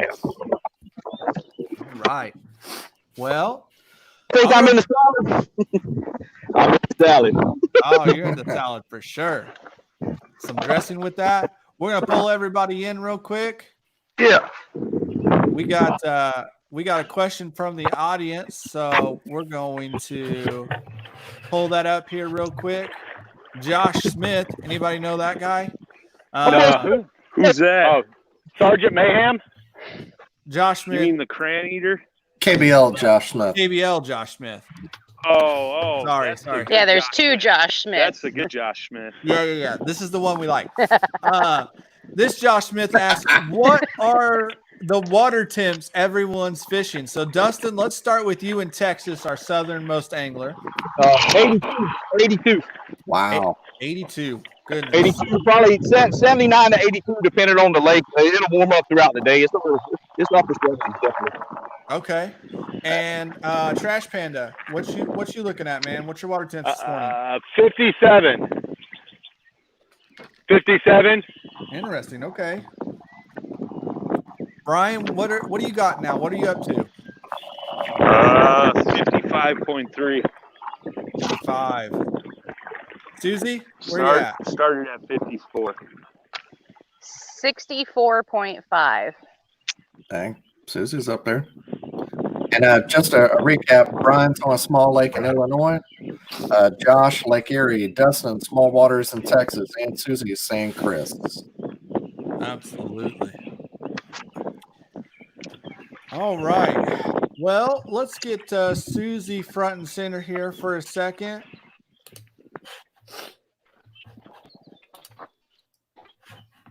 Susie, our lady angler. How you feeling? What? I'm doing all right. Doing all right? I'm doing all right. You got 2 fish on the board for 24 and a half inches. Not too far behind. I mean, Dustin's not putting up any huge Texas fish right now. I mean, he's got an average size limit at the moment, or not even a limit. He's got an average size. Yep. 4 fish. 17 and a half is his big fish, but then he's got a 12, a 15.50, and a 13.25. What's the biggest fish you've pulled out of San Chris? I think it's 17. 17. This is actually my 3rd time in Chris. Okay. So definitely. Yeah, the second time was yesterday, and then the first time was like almost 2 years ago. Okay. So definitely has some potential there. I've heard some big fish being pulled out of there. So you definitely got the right fish in the area. It's just, are they going to bite? How shallow are you fishing right now? Right now I'm sitting at about 4.5 foot, and I'm casting up shallow. Okay. So almost all the way to the bank. Is that kind of your game plan for the remainder of the day, is to kind of hit that shallow water as those fish are moving up to feed and warm up? Yep. Awesome. I might try a little bit deeper later on. We'll see how it goes, but I've seen a lot of action here in the shallow water this morning, so I think I'll probably stay in the shallows most of the day. Very good. Well, I got one of our sponsors pulled up here on the screen, She Angler, and I thought nobody better to talk about the awesome products than you. So you want to give us a rundown on She Angler? That's right. So yeah, She Angler is owned and ran by Mel Isaacs, who is out of Forsyth, Missouri. She's also part of the committee for the women's fishing event. This coming September will be our 2nd event, so pretty excited for that. But yeah, she custom colors and paints baits. So if you got like a crankbait, top water bait, hard baits, stuff like that, if you want, something customly colored, she works wonders with that. I've had her make me a couple of baits just for me and certain colors, and I don't know how she does it. It's like magic. But yeah, give her a ring and check her out. And if you got an idea for how you want a bait colored, just hit her up and she'll be able to work wonders for you. Absolutely. I mean, she's got some mad skills. That's for sure. I love what you guys are doing with this ladies fishing event. You want to talk a little bit about that and how people can get involved and when and where and kind of the details? So yeah, this year coming up in September on Table Rock Lake, we're going to have the 2nd annual women's fishing event. And it's the World change the name. It's a little mouthful. But we're going to have about 4 days where we're just putting on seminars on anything from how to kayak fish, fishing itself, you know, like knots, techniques, baits, reading a fish finder, how to choose the right kayak, anything and everything just for women. Awesome. So last year we had roughly I think just a little over 50 women sign up for this event. So like we went way above and beyond what we had even expected. And then this year we expect even more. So yeah, we're really excited. And you don't even have to bring anything. We'll provide mostly everything. But if you do want to be able to fish, we highly recommend that you do bring at least, you know, a rod reel combo and maybe some baits and whatnot. But you can check us out on the Facebook page, WWF and the Women Kayak Fishing Experience. And we've got a page going on there. And we're actually going to be possibly doing some videos to kind of get the ladies prepared for the upcoming event, because, you know, with the whole pandemic going on and everything, we've had a lot of ladies ask questions on, like, you know, until we can get to the event, you know, are there, you know, techniques and skills you can teach us? So we're kind of brainstorming some ideas of some how-to videos to do in the meantime for all the ladies. So yeah, definitely a good time, you know, and it doesn't matter, you know, what age you are and or anything, you know, if you're a lady and you're wanting to fish, come out and join us. It's an awesome time. So let's clarify that. Is there a minimum age requirement? I mean, if you're under the age of 18, you'll need to be accompanied by a parent, but no, there really isn't. That's awesome. That's awesome. And what's the website or the Facebook page again? I'm going to link that to the comments. It should be WWF Worldwide Fishing, and then there's like a hyphen, and then the Kayak Fishing Experience. So you should be able to find it somewhere in there. It should pop right up when you type in WFF. All right. So I'll get that link to the comments as soon as I get that pulled up here. So anybody watching that wants to be a part of that can get in on it. Susie, thank you so much for everything that you do in our you're industry welcome. and in our community. I think it's great. You know, as a father of a little girl who loves fishing, I love following what you ladies are doing in the sport and paving the way for her. You know, she's only 6, but she'll soon be in a kayak and be crushing it out there on the tournament scene. I just know it. So buddy. I love watching what you guys are doing, and I'm super thankful of that. So we're gonna let you focus on fishing. You got some catching up to do. So I'm gonna drop you out of here for a minute. We're gonna check in with another angler. But thanks again for everything you're doing in our sport. Hey, yeah, no problem, man. And we're gonna work on those pants too, by the way. I haven't forgot.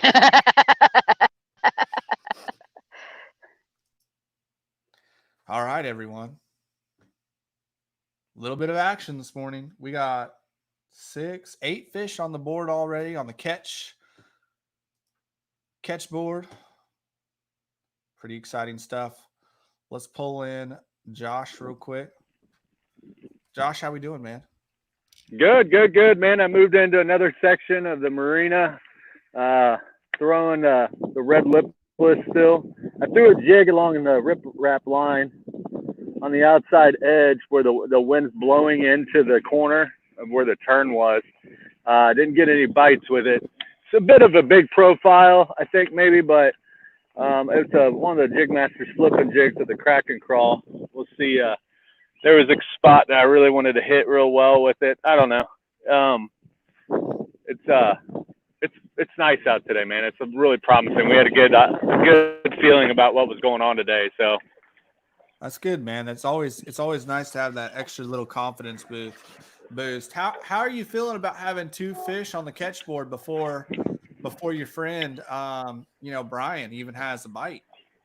I am surprised, to be honest with you. As confident as Brian was, and he found the fish, and he was even talking about how he had them all marked and they were stacked up. I was like, oh, I'm in trouble, man. You know, I'm kind of running and gunning here. I'm just letting the wind kind of drift me down, throwing inside these docks, and I don't think I'm going to go as far down. But you know, I honestly, I'm kind of shocked, to be honest with you. So it feels good to, you know, my main thing was don't get skunked. So Right. you know. Well, you definitely got the skunk out of the boat, and you're sitting in the lead right now with 29.5 inches over Brian, who's yet to land a fish, unfortunately. But I do think, and I've said this already a couple times this morning, I do think as the the water warms up, the temps warm up, he's got mostly sunny. So it looks like he's got some high level of clouds up there, but mostly sunny skies. And as that water warms up and those fish get a little more active, I think it might get a little more interesting for them. So we'll have to watch and see what goes down. I'm watching Dustin here in the bottom. He drilled in something real quick and then made a quick cast. So I'm going to pull him up real quick, see what's going on. Dustin, did you have one blow up and you're trying to get at it? Yeah, I had a short strike on a frog. I threw the pink fluke back up in there. I don't know if he didn't take it that time. So yeah, I mean that's an interesting technique. I think most anglers play that game a lot, but for those that maybe aren't familiar with that technique, let's talk about that real quick. So yeah, you break that down for us. You're throwing a frog and getting blow ups, and then what? Yep. And then you're reeling in real quick to grab another rod. Tell us what you're doing there. Yeah. I just missed a blow up on a frog. Kind of short struck it as I was pulling it away, and I just burned it in real fast. That's why on my frog rod I run a 8.3 to 1 lose tournament BB1. Get that frog back quick. I got a rod laid out across my lap with that pink fluke on, and I can sling that right back in there. It works the same way with redfish and speckled trout. Working in top water, they're short striking. I got a weedless gold spoon, and I'll shoot it back in there and usually do pretty good.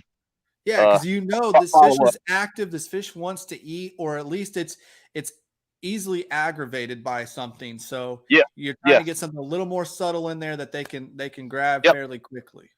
Yeah, a lot of times that frog's coming by them. They're gonna get a reaction strike from them, and then you go pitch that fluke back up in there and do some damage with it sometimes. But they're still wanting to eat it though, so I'm still gonna keep throwing it for a little while.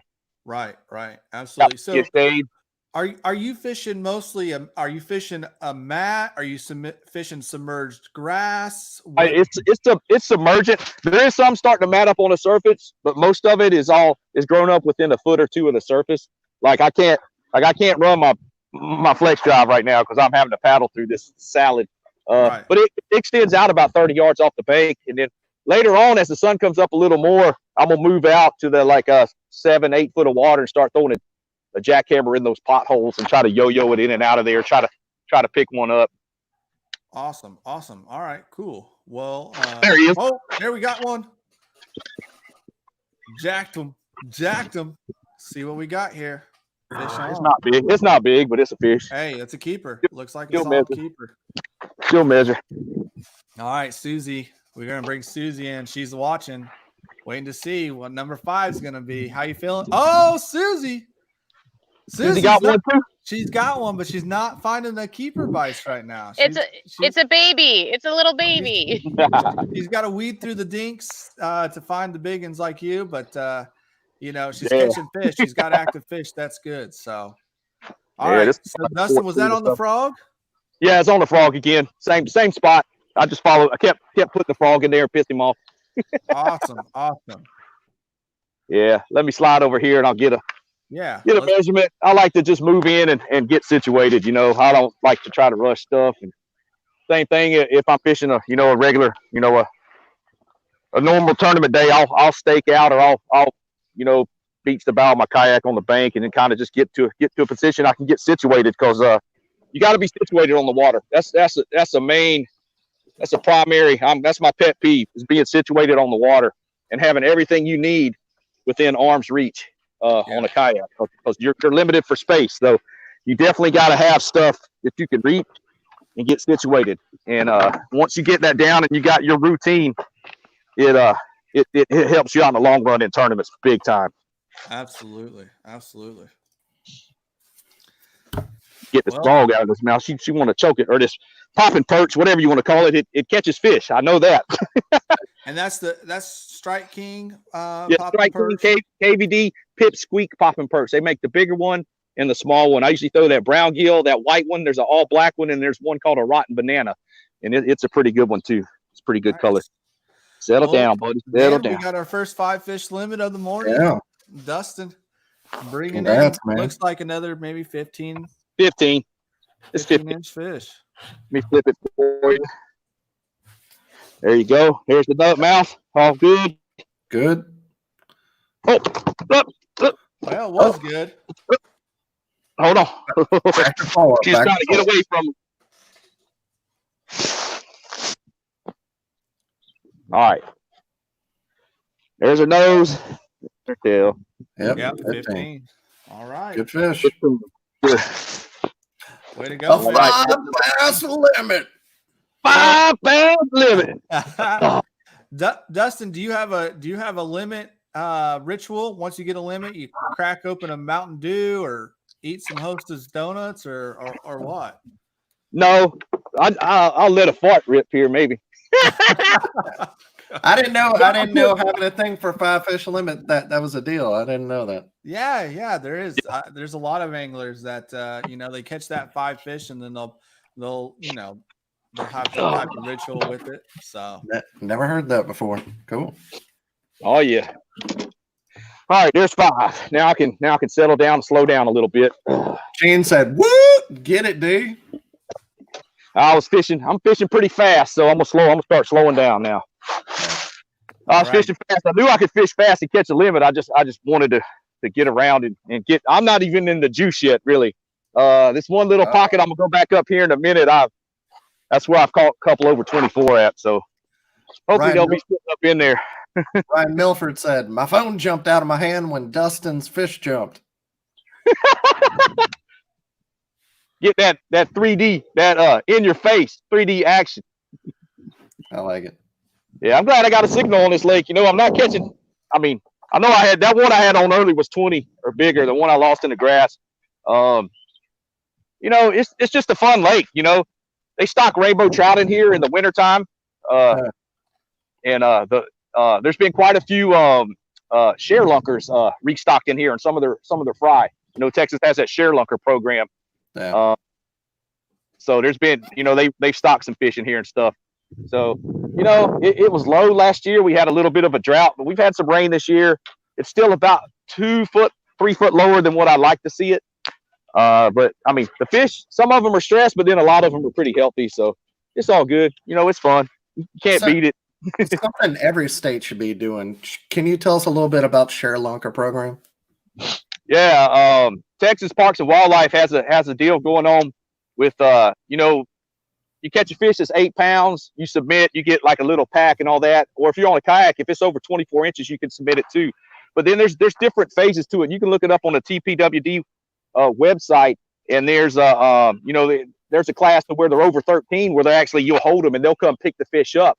They'll take them back to their complex. It's up like southeast of Dallas somewhere up there, and they'll breed those fish, and they'll take those fry and they'll go stock them.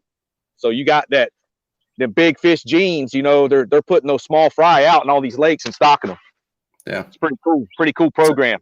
So it's getting the genetics of big fish and then putting them all over the state. Yeah, you're getting that big genetics, boy, and it's good to That's go. So awesome. I mean, there's no doubt Texas is the leader in what they're doing for their bass and for the habitat and for the I'm lucky I live in this area. I got quite a few good lakes. I could go fish Lake Fayette or Lake Bastrop. I got signal there also, but they're a little bigger lakes. They're 2,300 acres or something, a little bit bigger. The wind would have been an issue today on Fayette. Fayette's is a little bowl, so it'll get rough pretty quick. Gotcha. And for people that haven't watched your show before, can you tell us a little bit about Chasing the Tide? Oh yeah, Chasing the Tide is a saltwater shenanigans segment. I've had a lot of people on, a lot of local Texas people, but I've had some people all over. I have Jason Broach, I've had Brian Nelly, Guys that transitions back, freshwater, saltwater, always fun. I'm supposed to record with Matthew Van today. Uh-oh. Oh Lord, sorry, we got Brian caught his Boys, first it's fish. over. It's over. And he's going to break his mic. He's jacked up over a 12-incher. Watch out, So, Josh. Watch out, Brian, Josh. So, Brian, I'm catching 5 to your 1 right now. Is that what it is? Hey, Josh has one too. Oh, Uh-oh. we got action, folks. We got action. Josh's might not measure though, huh? That looks like a dink there. It is. Brian catches one fish and he's like acting like he just won the FLW Cup. Look, you got muted.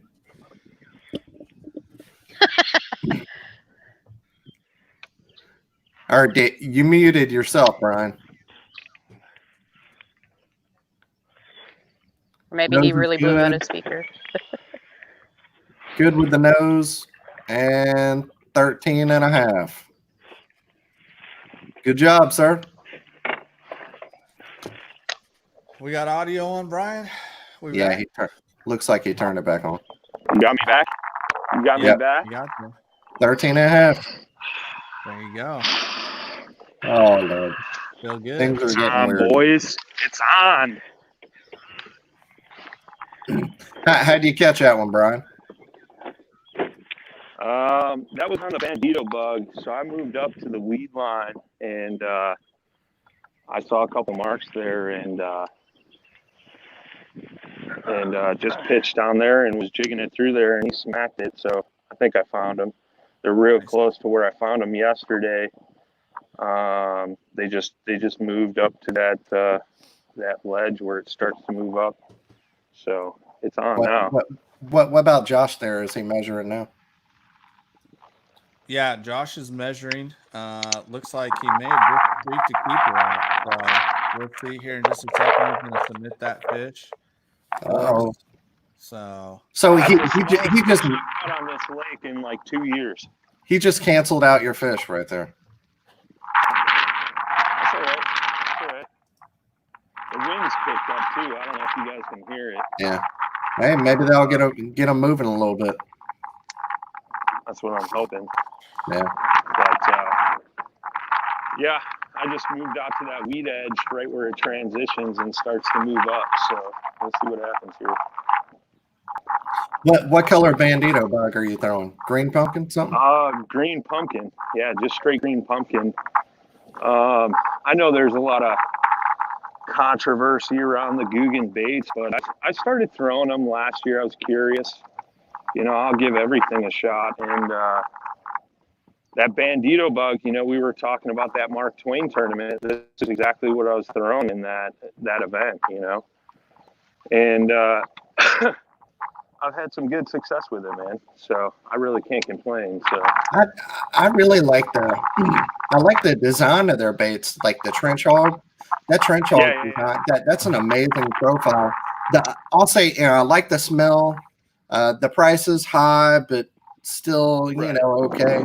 The only thing I don't like, kind of like missile bait, they have the flanges, but it seems like my hook point doesn't go in the Guggen baits quite as well, or they get worn out quicker.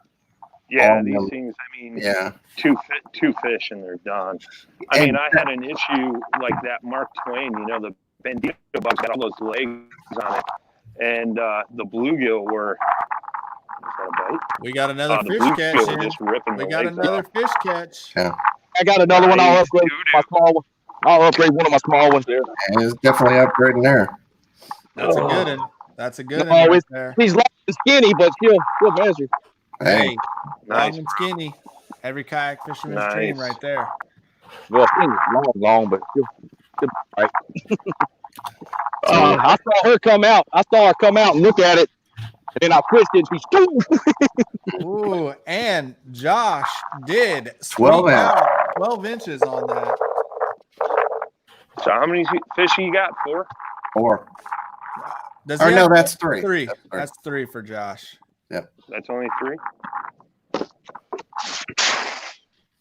What's his biggest? 15? Yeah. 15, yeah. All right, cool. You're right there in the hunt. The other day. Got 2 hours and 22 minutes. Plenty of time. Dustin's going to show us his upgrade here. Upgrade. Nose is good. And 16 3/4. Yeah, that'll help. Sir. 1675. So tell us about chasing the tide a little bit more before we got interrupted with them 2 fish catches there. Oh, yeah. Let me get this phone situated back in. All right. Oh, it's been fun trying to juggle this thing this morning. Get the charger plugged back in. We still good? I'm still got audio and all that good stuff. Yeah, you're good. All right. Yeah. All right. Yeah, chasing the tide, you know.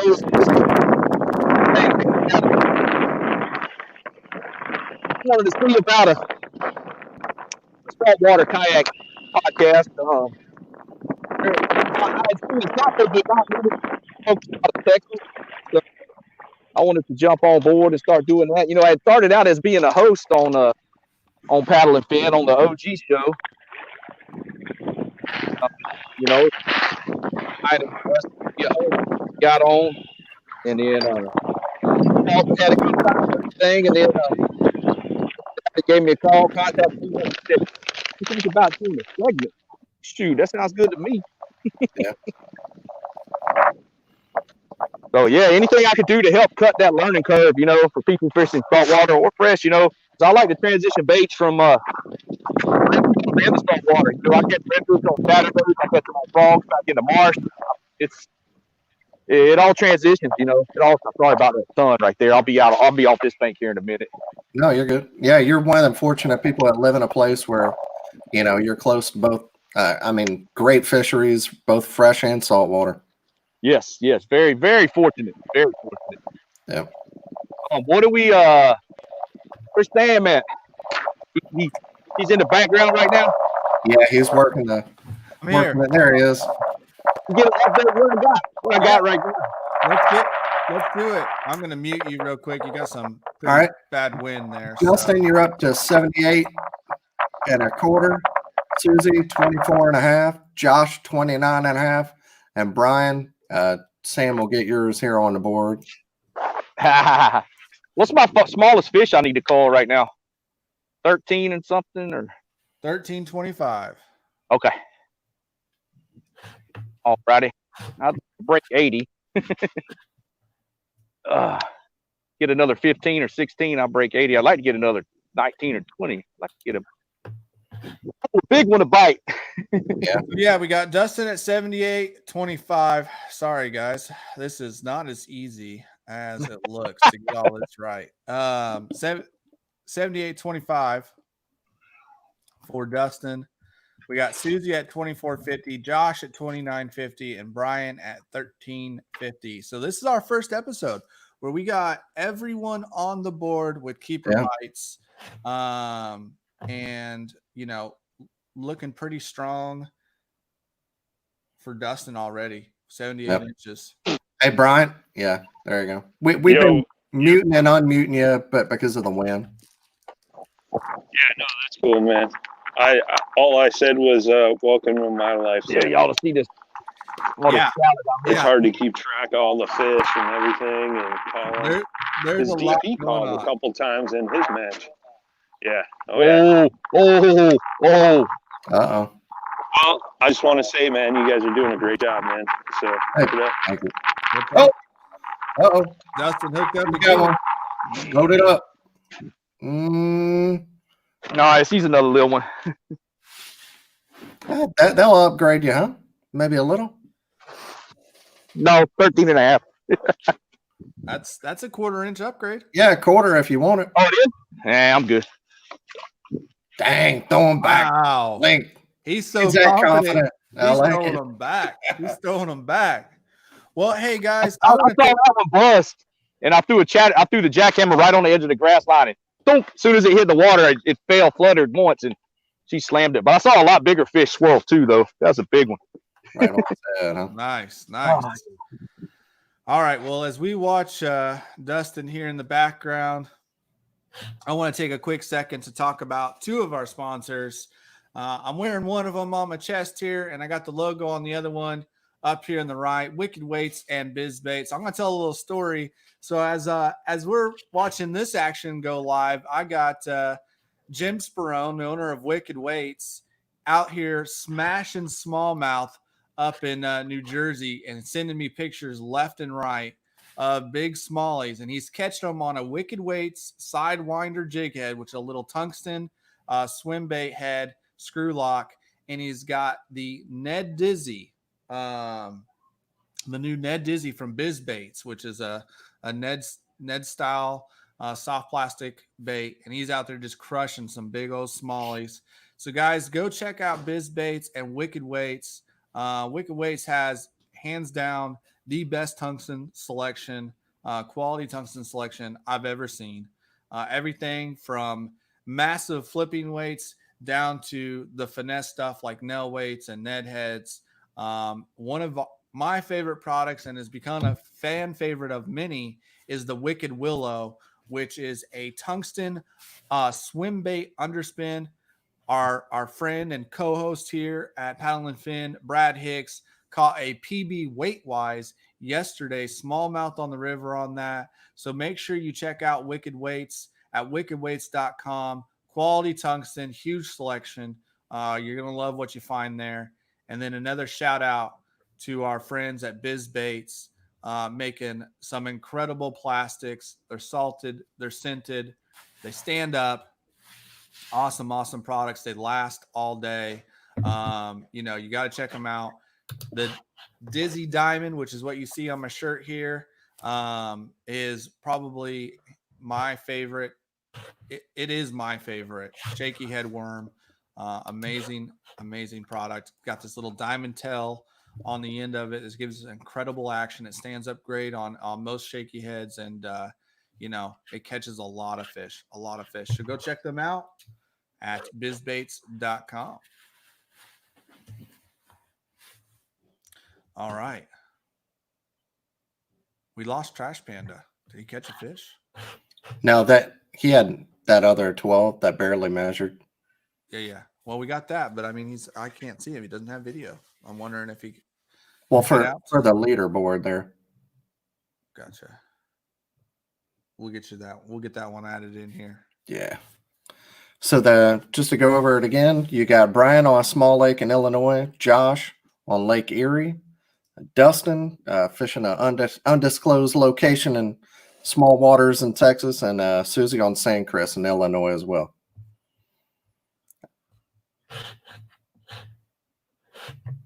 Oh, there I am. My audio back. It got muted. Got muted for some reason. I got audio now, I guess. Yep. And Dustin's in the Jackson Big Rig there. FD. Getting a little wind now. The wind's coming up a little bit more. It's all good. You want to take a second, tell us about all your sponsors? Yeah, we can reach out. Yeah, Jackson Kayak. I just got upgraded to the factory team this year, and took over the South Region team manager position for Jack. I got a great rod sponsor that hooks me up, a local company out of Victoria, Texas. Waterloo Rods. He built some awesome saltwater stuff, but he's got some dark sleeper freshwater gear. That's what I'm throwing now. I'm throwing a Mag 3.5 with that chatterbait, and I'm throwing a flipping Mag 4 with the frog. 7.6. It's kind of medium heavy action, but it's got a pretty fast tip on it. Get a little give on it. But yeah, Jimmy's been real good to me. Man, who else? Tennessee Trailers hooked it up. Got support from them. I got a great car dealership that backs me up. My friend Melinda at Beckett Maston, GMC Buick in Robstown. It's a big dealership. They move a lot of vehicles. Just fortunate to be associated with them and be able to travel and represent them. Caden Lures, that's a saltwater company, Salt Plastics, and then Salty Plugger Custom Baits. Give a shout out to Swagger Tungsten. Hadn't heard anything officially. You guys hear me? But I can't hear anything. Yeah. Swagger Tungsten, thanks to them. I use all their tungsten products and all that. And I'm looking for some Tidewaters, man. Tidewaters apparel. Yeah, that's my own little apparel company. I got little small small grassroots company, Tidewaters Apparel. Check them out. You know, kind of on hold right now. I got a few things coming out with some artist series coming out and stuff. So it'll be pretty cool. Man, I like that Tidewaters gear. That's nice, man. And yourself also, we just got added to the Yak Gadget Pro team. So looking forward to getting some of that gear and get situated with that. Absolutely. Very good stuff. Very good. What's up, Susie? Susie, how you doing? What's up? Fish number 3. Fishing what? Fish number 3. I sent it into the chat. Did you guys get it? Okay, yeah. Let me look at it here. Ah, see it. See what you got. Ooh, a good one. 16? Oh, Yep. no, I'm sorry. Yep. Yeah, that's it. All right. Susie with a 16.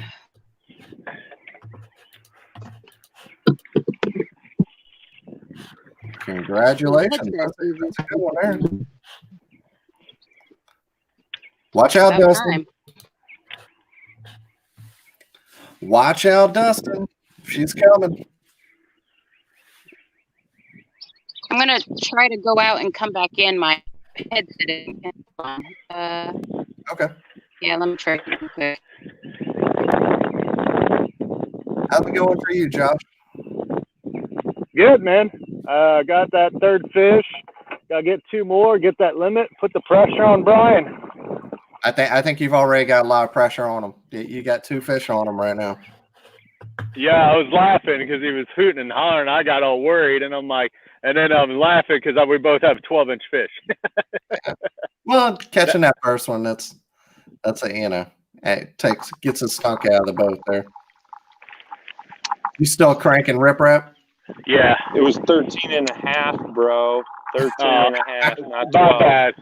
My bad. You better watch out. It's coming. Adam Roloff, he said, "Woo, Susie." That's Susie's husband.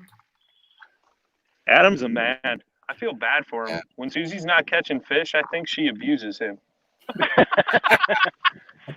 Gene said, We "Congrats." love you, Adam. Dustin may regret throwing back that 1/4-inch call. Maybe. Gene Wilson, how you doing, darling? Hope you're doing well. And you guys have 2 hours and 10 minutes left. Plenty of time. We got all 4 of y'all here. So, All right. little update. Dustin with 78 and a quarter. Susie with 40 and a half. Josh with 41 and a half. And Brian with 13 and a half. Wah, wah, wah. It ain't over yet, pal. Oh, up, Oh, come on. Mm. Oh, eat it. Yeah, a lot of bites today. A lot of bites. Definitely a lot of action happening all over the country today. It's definitely cool to get 4 people who are spread out and how the bites kind of, different for everybody and changing throughout the day, and water temperatures too. Yeah. Oh, yeah. Well, we're moving in on the 2-hour mark. It's almost to that halfway point. So it's going to be interesting to see what goes on in the second half. Definitely had a lot of action this morning, more than we've had, in any other episode. I think what we'll do is we're going to leave everyone up here for a minute and try and see if we can watch some of this action go down. We've seen a couple hook sets on live, but unfortunately, most of them have happened so fast and furious we haven't been able to get them on live. So we're going to leave all 4 up as soon as Susie gets back in. I think Susie's probably having some signal issues this morning, but depending on where she's at. But yeah, we're going to kind of watch and see how you guys do your thing. We got some hook sets on live for us, so We are using, again, we're using the Yak Attack Panfish Portrait Pro to get you all these views from the anglers on the water. So shout out to Yak Attack for some awesome products, including their awesome camera mounts and providing us with them. I'll show you. We're actually going to be giving away in one of the later rounds. We'll announce the details soon.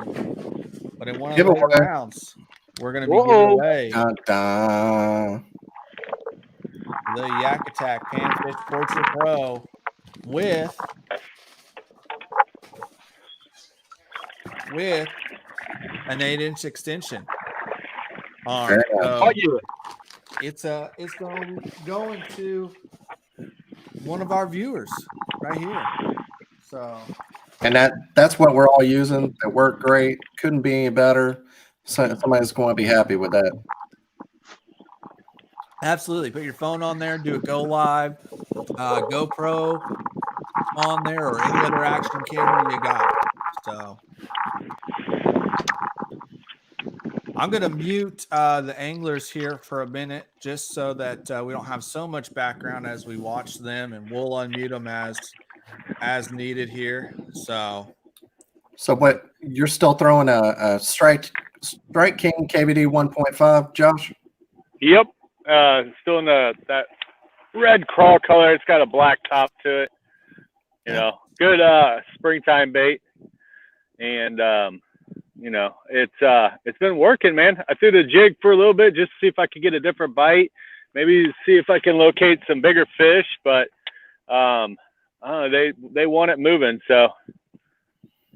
Yeah, Gene said that's a good prize, and Brockhouse says he has his on order already. You won't be disappointed, Brock. You saw it with Sam. It's a great product. Like everything Yak Attack makes, they make some very cool stuff. And Gene, maybe you'll win, Gene. You could use one for all those big fish you catch. I love where she lives, that kind of Panhandle, Florida, beautiful area, just the scenery of it down there. I think out of all the places in the country, that's probably one of the best places to live for fishing. Panhandle, Chattanooga, like North Alabama. There's definitely some Coeur d'Alene, Idaho, UP. There's definitely some hot spots around the country. It'd be great places to live, and she's in one of them. Absolutely. Well, Brian, coming up 2 hour mark. Are you feeling the pressure yet? Or are you still pretty confident that you're going to find 5? Pressure. Give me a break. I thrive hours, under pressure. All you need is 5 minutes and 5 fish, bro. Actually, 4 minutes and 4 fish. Come on, yeah. Okay. Come on, man. All right. I see you got those lures dangling off the rod tip, ready to grab them and toss them. Not even taking time to hook them up on the lure keeper. Time is money, baby. Yeah. That's for sure. I gotta find my trick worms, man. So what are you doing? Are you still fishing out on those deeper ledges looking for those stacked fish, or have you moved up shallow looking for an active bite? I went shallow earlier. I had one miss, but I'm pretty sure it was a pike. I'm out here where it starts to transition up, right on the bottom of the ledge. That's where I got that one fish. So we'll see if there's a pattern there. Okay, all right. Are you thinking maybe the Mohawk was bad luck this morning? Dude, I'm actually questioning that, man. I mean, geez. Just a poor life choice in general. Did you bring a pair of trimmers to cut it off real quick? They're at home. They're at home. Okay, all right. Oh,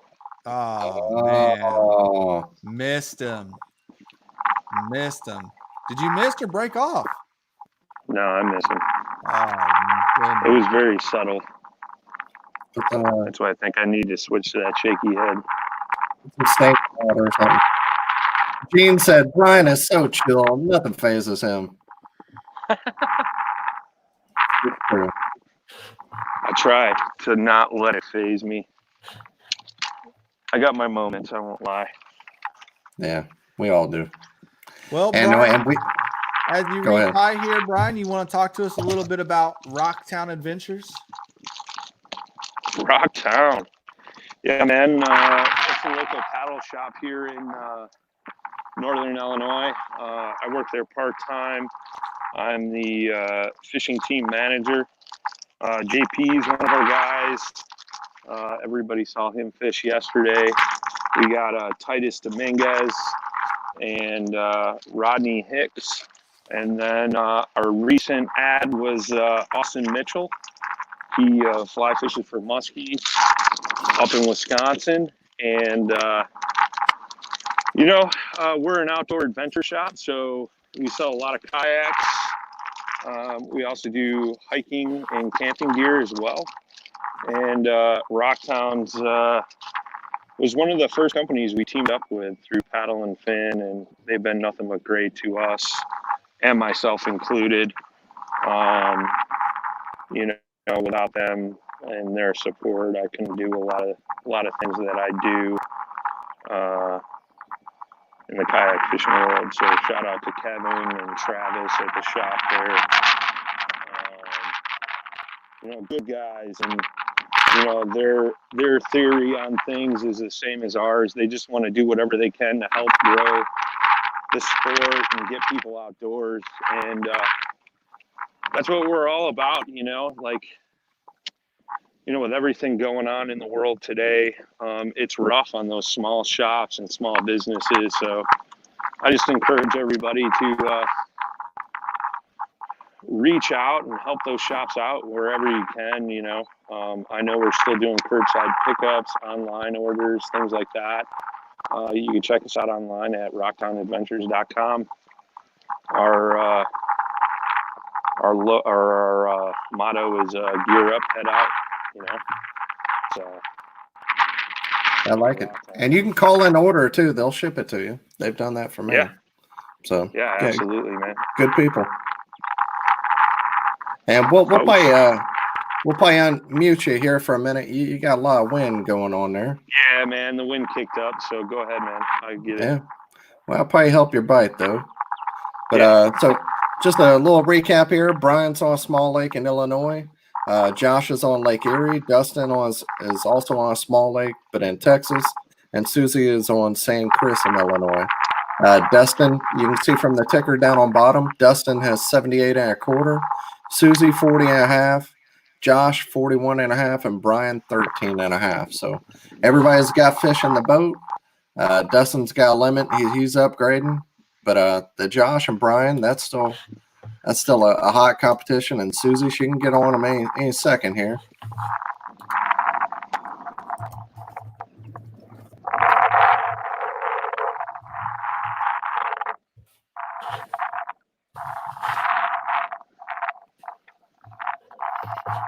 And next up, we have Orion coolers made by the Jackson Adventures team. Somebody from the who filled out a bracket, whoever did best is going to be winning, I believe it's a 25, the Orion cooler, and super well built. I mean, it's that upper high end coolers. It's the nice ones that'll keeps ice for 7 days. The good ones that you usually can't afford, or they're a little more expensive. That's what somebody's going to win. So perfect for a 6-pack. Put that right in there. Keep you some cold, so your beer's on ice. So Orion coolers, thank you to them. So Dustin down in Texas, and Josh up there on Lake Erie.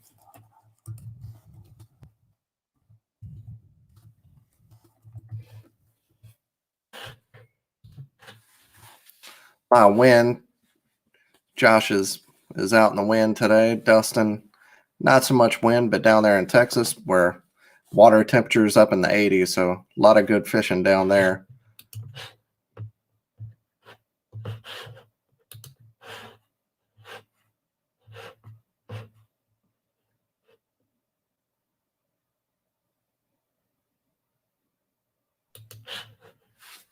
Yeah, they're not back here today in this one little pocket. I usually catch some good fish in here. How about now? Let's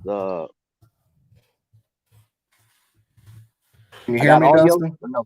Yeah, I can hear you. Okay, good deal. All right, man. How's it going? Oh, it's going. I'm back here in a little area that's kind of back in the back of one little pocket, and they don't seem to be in here this morning. I fan casted a fluke all in here, the frog all in here. Put the walking bait over some potholes. Yeah, I don't know what they're doing. They might have slowed down a little bit in here. I might have to go back out to those weed lines and throw the jackhammer real slow. Yeah. Or the fluke along the edge of the weed lines. Oh, it's all good though. How's everybody else doing? Everybody still grinding away? Yeah. Oh yeah. Yeah, buddy. Brian Milford just said, just use the braid scissors, do a quick haircut for Brian there. Nah, it's cool. I might would have a mohawk if I still had hair. The braid scissors. So, Oh man, come on. everybody's wearing the same life jacket again today.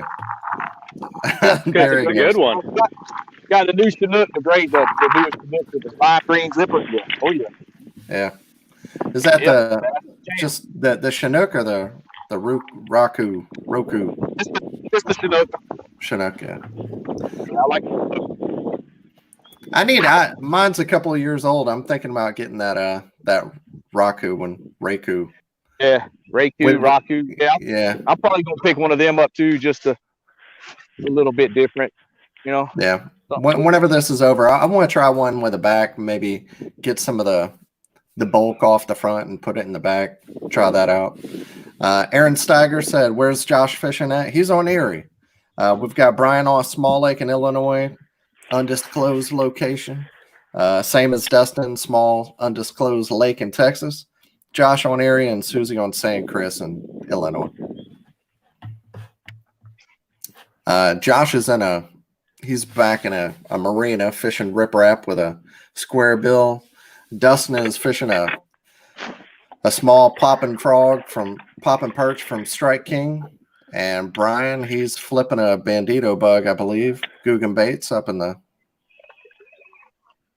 off a bank.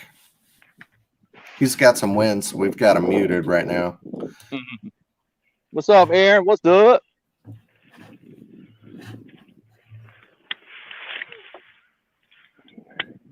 So yeah, it's been great fishing so far this morning. Everybody's got fish. Yeah. Slow down a little bit now. Yeah. Yeah. An hour and 55 minutes, so plenty of time the whole leaderboard could change. So things are going to happen here. I think Brian's bite might pick up. The water's in the 40s, and with the temperature throughout the day for him, it's going to help him get a little bit warmer. So that the Mohawk might come through here. We'll see. Yeah. Mohawk man. See, he's got looks like maybe a shaky head or some kind of stick bait back there, and a jackhammer with a Zuku, whatever it is. It just works. What are you throwing now, Brian? Looks like you're moving bait. I'm working a shaky head right now. Shaky head. Yeah. Shaky head on baitcaster, huh? Oh yeah. Yeah, man. Ain't messing around, bro. I guess not. Yeah, man. Aaron Steiger, dude. You want to talk about a stand-up dude in the kayak world, man. That guy right there. He said, good luck, fellas. And Susie. Yeah. Thank you, sir. Steiger's like one of my kayak fishing heroes, man. Oh yeah. Aaron's a good dude, man. Good people.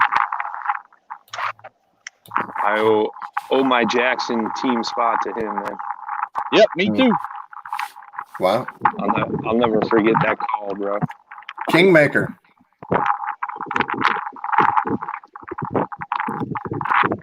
Yep. Dang it. This might, Aaron gives you a call, good things are going to happen. Oh yeah. Whew, all right. Come on, fish. Where you at?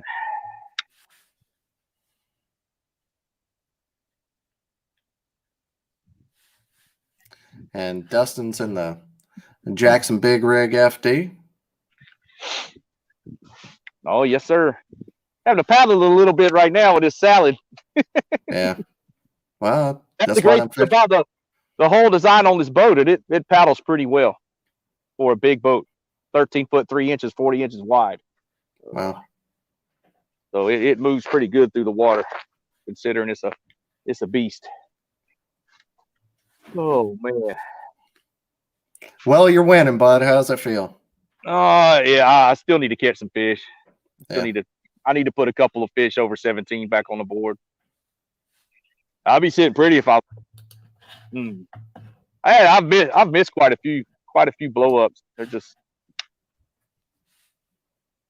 just being kind of stingy this morning a little bit, you know. Yeah. And we've lost Susie right now on the feed, but we're trying to get her back, so she'll be back in here before long. I know her fan club's probably looking for her here.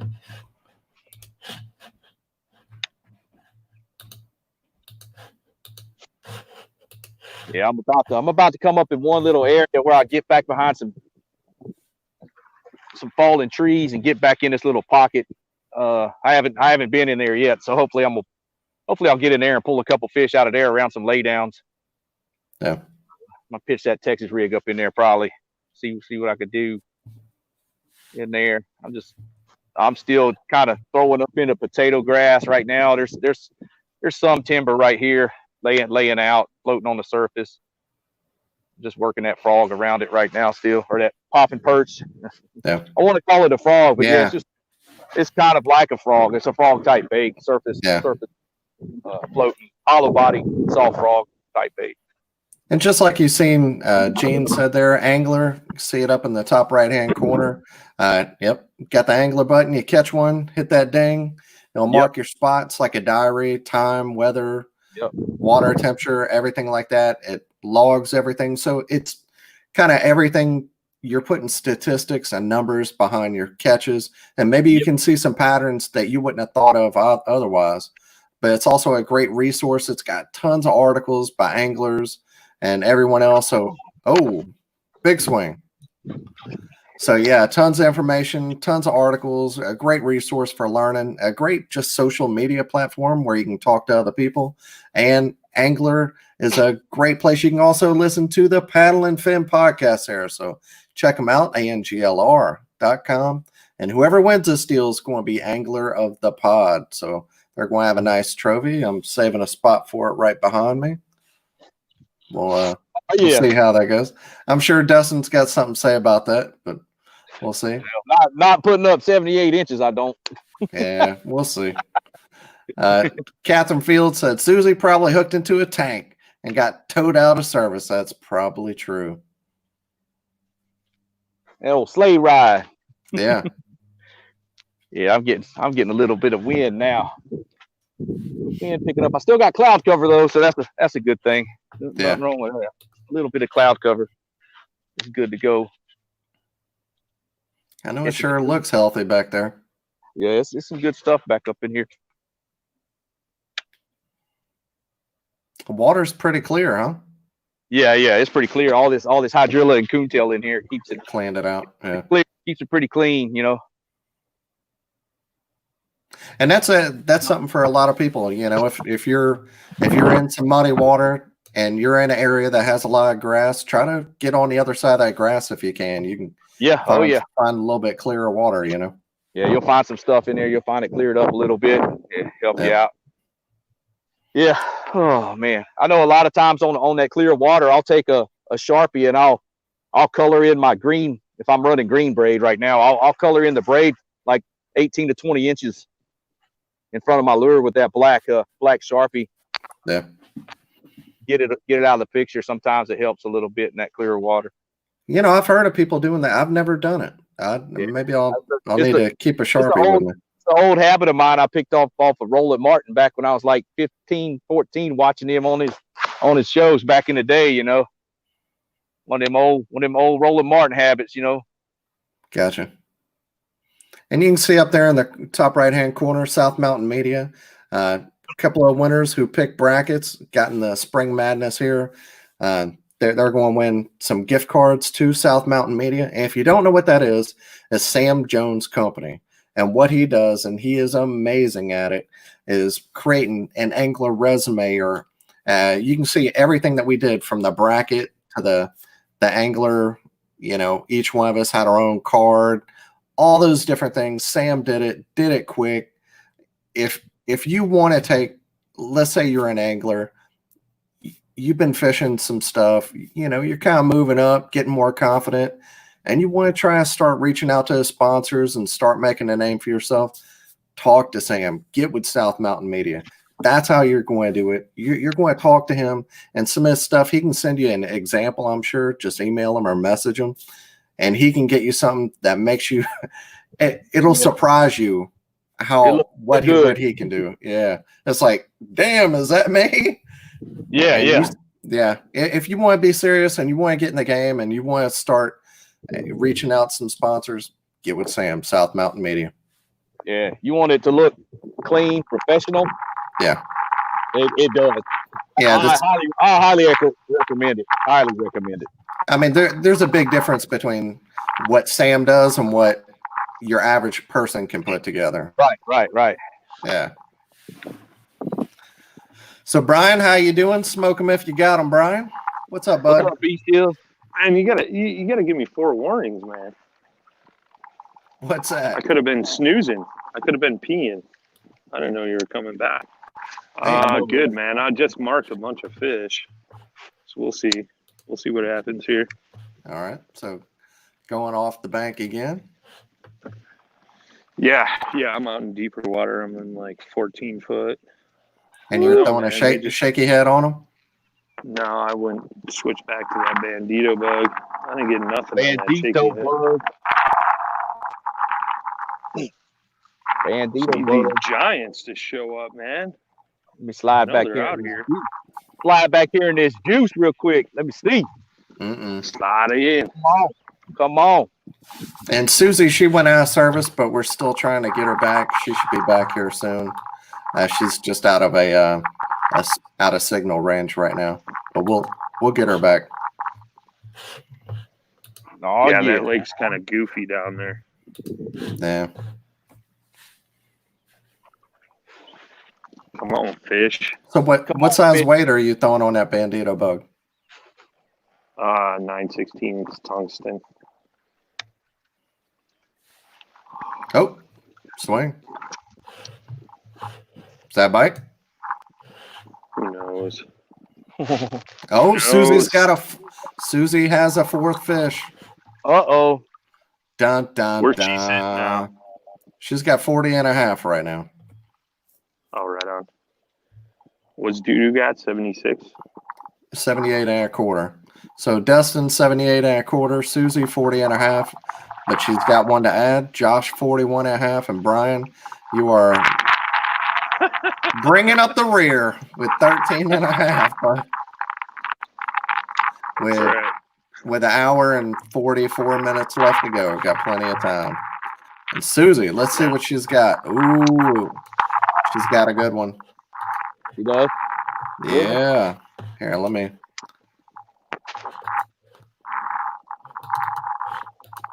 See what I can do here.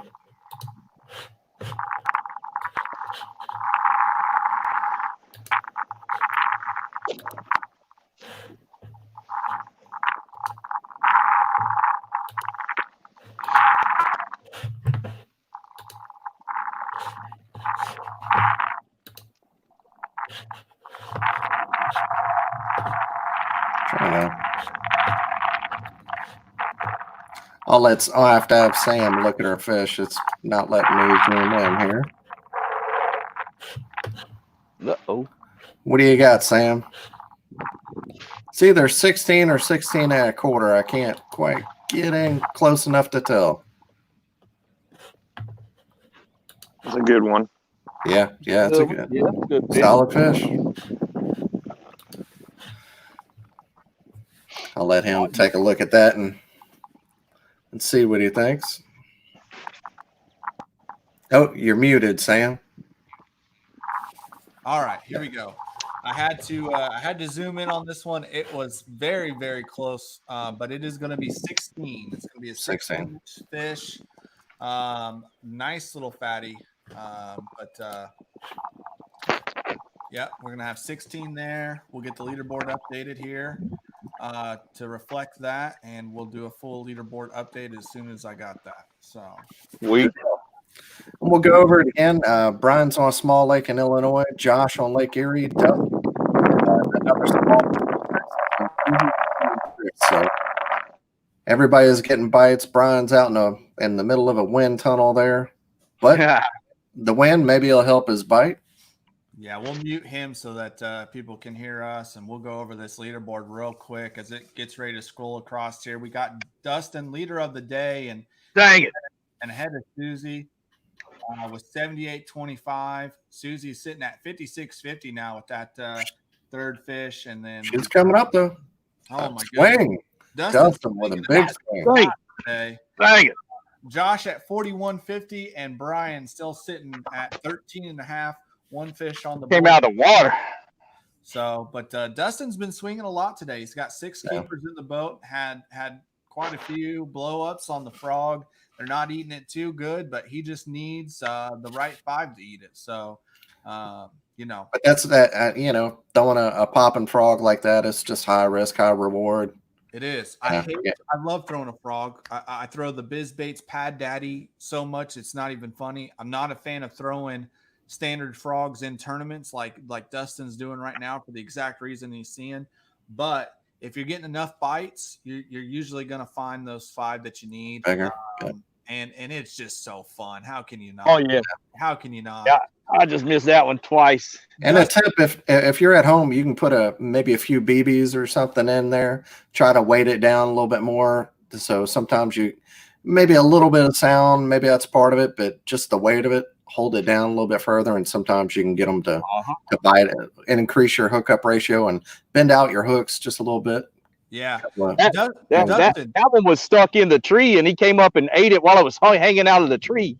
Dustin, I don't know what kind of view we would get if you flipped your camera around, but that's something that you think you could try. We might be able to see some of this blow up action. Man! So, but I'm in the wind right now, so it'll be a minute. I'll flip it around though when I get out of this this wind to the next little area. No worries if you can't. Again, I don't know what kind of angle we would even get, but just a thought. But it looks like you're having a lot of fun, and you're today's so far. It's a lot of fun, definitely. Definitely a lot of fun. And I'm the only one on this lake. There's a guy bank fishing. I thought there would be more people out here. How big is it? About 65 acres. Oh, wow. Small, then. Yeah, it's small. Yep. It's small. Yeah, they rent canoes. They got a lot of Boy Scout troops who come out here. They got a lot of walking trails and stuff. It's pretty cool little place. Josh, how's it going, man? In the gym. What's up, guys? What kind Can you hear me? Oh, yeah. You're in the Kilroy HD, right? Yes, sir. Yeah. Dude, I love this boat, man. It's awesome in the river. And then I also kind of learned that the bait is, the boat's really good for measuring fish. Like me and Doodoo were laughing about, but you get a fish flopping from the get out and deeper in, but this thing literally is a sit on top that happens to be a sit side. I think it's more canoe than kayak at this point. Yeah, kind of that hybrid. It's a super awesome boat. What's that? A hybrid, yeah. Yeah, it's a cool boat, man. It's actually fairly fast too, man, with the added length, even though it's 36 inches wide. But dude, it's super stable. It's a ton of gear tracks. There's a lot of cool stuff. So I've actually got a power pole on the back of it today. It's not mine, it's Mike's. But he's in a Hobie 360, so he's like, dude, I barely use my micro power pole now that he's in that 360. So he let me borrow it, and I have to be honest though, I haven't even really used it much because these channels actually fairly deep, man. They're 8 to 10 feet deep. And so I'm kind of just letting the wind drift me down in front of these boat docks and along the riprap. I might need it when I get out to some of the busier areas and where the wind's a little bit crazier, because I'm sitting down about, I don't know, 4 feet or so below the line of, like, you know, where all the drives are and all the campers are. Yeah. And which is nice because it kind of protects me from getting blasted too much. But the wind is almost like a perfect, like, it's almost unfair. Like I could just throw my bait out and just troll almost, you know. But I tried on something new. Oh, what are you throwing now? It's a crankbait still, but I think it dives a little deeper. I think I need to try to make some more bottom contact. That 1.5 I was throwing is a floating one. So when I'm cranking, you know, it's taking me some time to get down to the level, the depth level that I want. I kind of want to try to get down a little bit faster. So, but this one floats too, but it's a deeper diver one, and it kind of goes. It's a little bit smaller, and it goes down. We'll see. I've never thrown this bait. I can't even tell you who makes it, to be honest with you. I don't see the branding on it, but it's a little perch bluegill looking bait, and I've seen a ton of bluegill that are little, that are like up at the surface, just kind of floating around. And we'll see, man. There's this little kind of divot, or not divot, but like a little point back here in the channel. Can you see, like, behind me, like how? You're a little lagged, but I can see back there.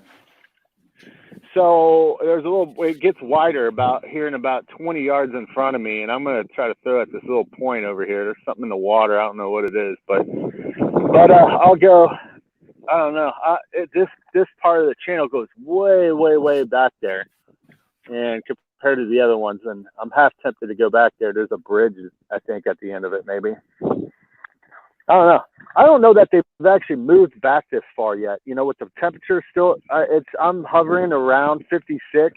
I thought it would go up a few degrees by now because it's bluebird skies, but it's not changed much. So I'm only getting like a fluctuation of like half a degree or to a degree. Well, it's tough this time of year too, because, you know, they like the big rock because they heat up, and sometimes they'll come up shallow for a little while because that water is warmer, and, you know, I think right now is just the time of year for transition. A lot of moving around, you know. Yeah, you remember when I told you I saw something floating in the water? Yeah, it's a turkey. Like somebody smoked a turkey and threw it out in the channel, like a whole turkey. Or chicken. It's a turkey. It's got to be a turkey. That's weird. That's just a waste of barbecue right there. They're like, reject it. Just toss it in there for the fishies. Henry, you messed up another turkey. Throw it out in the lake. Yeah. But yeah, man. Definitely that. I know that Kilroy HD. I've seen some great reviews, and it's one of those boats that kind of does a little bit of everything, river and lake. I mean, you're on open water now, but I know it's a great river boat too.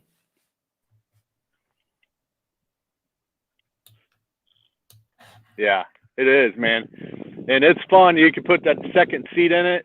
And I took my little one out, and he loved it. So yeah, that's very cool. We'll see. Let's get after it. Well, right now you're still whooping Brian. You got 41.5, and Brian with 3 fish, and Brian's got 13.5. So you're right now you're putting what do we got? Putting the wood on them, and you got an hour and 33 minutes left. All right, sounds good. Yep. A little recap here. Brian's on a small lake in Illinois. Josh, you're there on Lake Erie in a marina. Dustin's on a little 65-hour acre lake in Texas, and Susie is on St. Chris in Illinois. There's Dustin again. What's up? What up? What's up? Getting it done right now. 78.25. Susie's she doesn't have service right now. She did, but we'll get her back as soon as we can. I know her fans are clamoring. Susie Worldwide is It's got fans everywhere. And Brian, he's out in the wind there. Brock Al said, "No pressure, Brian. Let's have you winning the whole thing."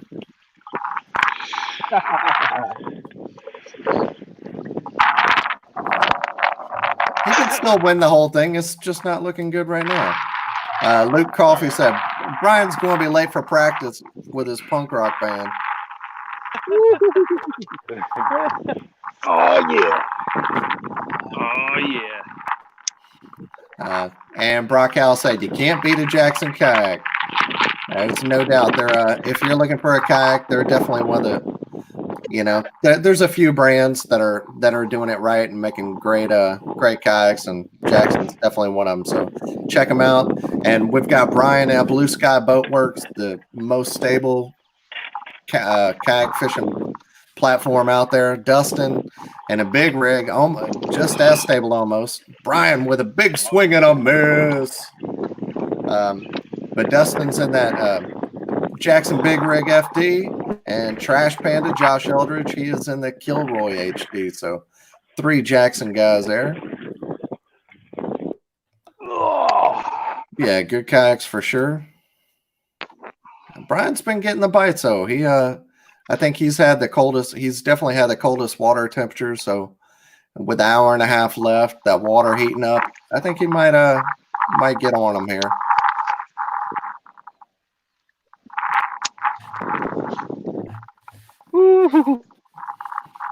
What's that? What's going on, Dustin? It again. Mm. I lost that good one earlier. I got stuck in the drill. I couldn't keep her pinned. Get to her in time. And y'all can see what he's doing there, just walking his pop and perch, just walking it back and forth. Yeah, just walking it along. He's using a white Strike King pop and perch, the small one. Yep. Pip squeak. There you go. Walking it like a little walking bait, if that's something you're not familiar with. On braid, bait casting setup. 50 pound 50 pound. Go-to. Yeah.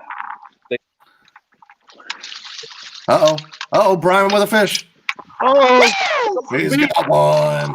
Number 2. Come on, this thing's got some shoulders. All right, it's on now. Josh is in trouble. That's what? Josh is in trouble, boys. 13 and a half? No, I think this is over 15. Oh, is it?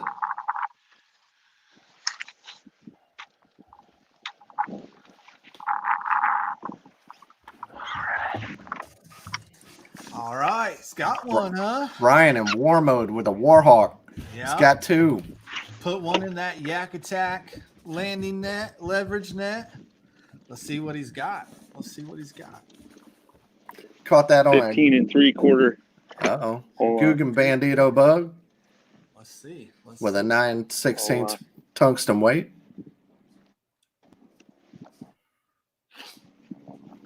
Flipping the camera here so we don't have to look at them anymore.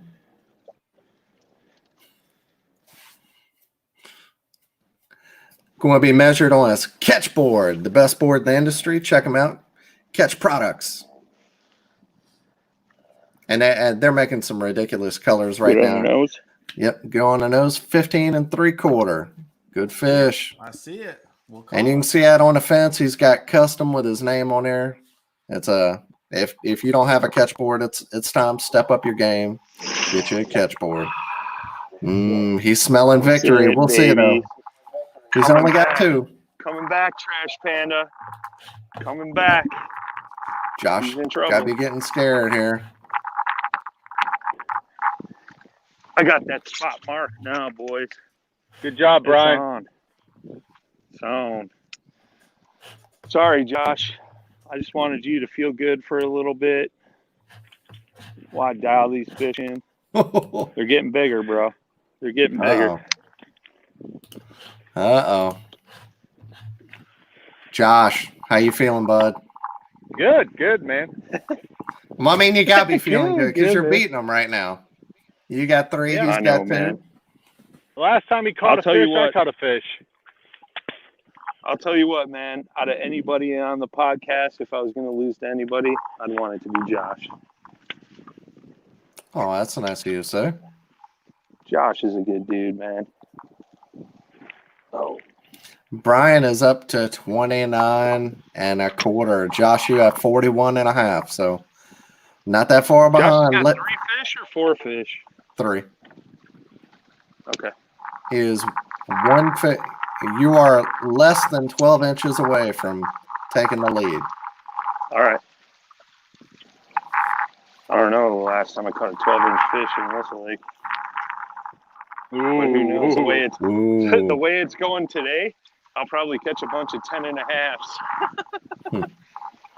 I caught Josh, a 7-inch bass earlier. That's pretty good. You can see Josh is throwing like a bluegill or perch colored medium diving crankbait, not a little bit bigger than a square bill, but still small profile. You know, good bait for rip wrap right now. Trying to get a little bit deeper than what he has fishing. Maybe they're just like 1 step deeper than what they have been. So changing it up. Might go back to that red one.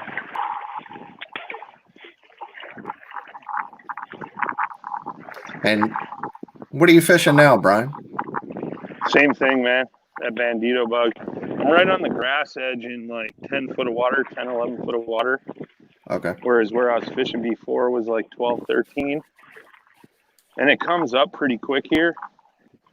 And that grass edge is right down there. And I think I'm just basically pulling this thing through the grass and they're smacking it. Catherine asks, one. Oh, Catherine asks, you guys using phones to be live or hotspotting GoPros? Right now, everybody's using phones. So we all have the Yak Attack Panfish Portrait Pro, and we're using that, supplied by Yak Attack. Great product. Using that and just going live from our phones.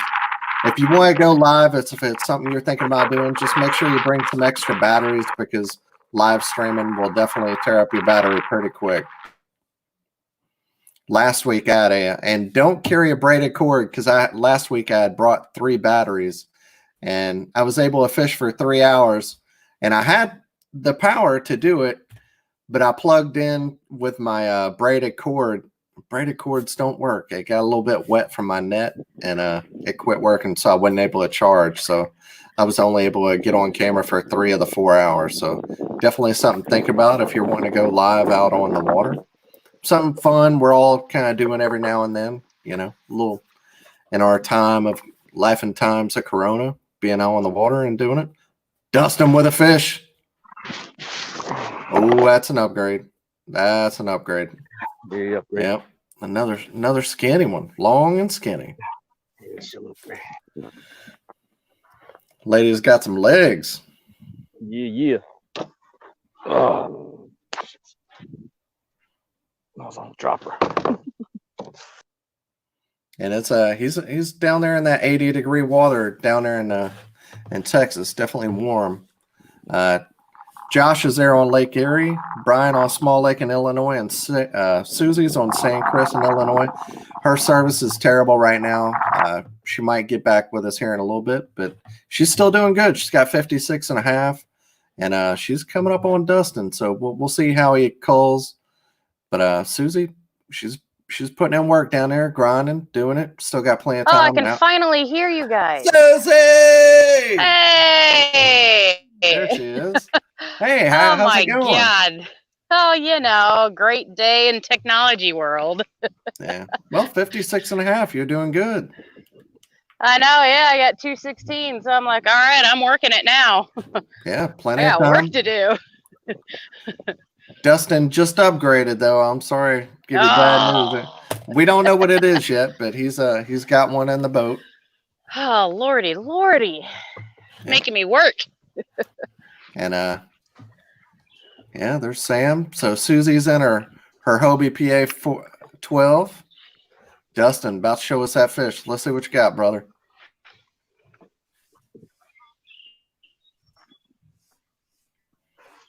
So you had 78 and a quarter versus Susie's 56 and a half. Yeah, hold 1 second. I got some stuff going on. Yeah, no problem. Susie, you just got to find number 5 and upgrade those 2 smaller ones. I mean, you're still in the game here. There he is. I know. 15 inches. So, oh, Yep. that's a big one though. What we got? 16. 16. 16. Yep. 16. 16. That's going to call out a 16. 25. Okay. Wow. Yes, I'll be over 80. Yeah. Y'all got it? 16, right? Yeah. You're good. Okay, 10-4. Going Yeah. back. Dustin's now got over 80 inches. Wow. We got our scorekeeper here calculating the total.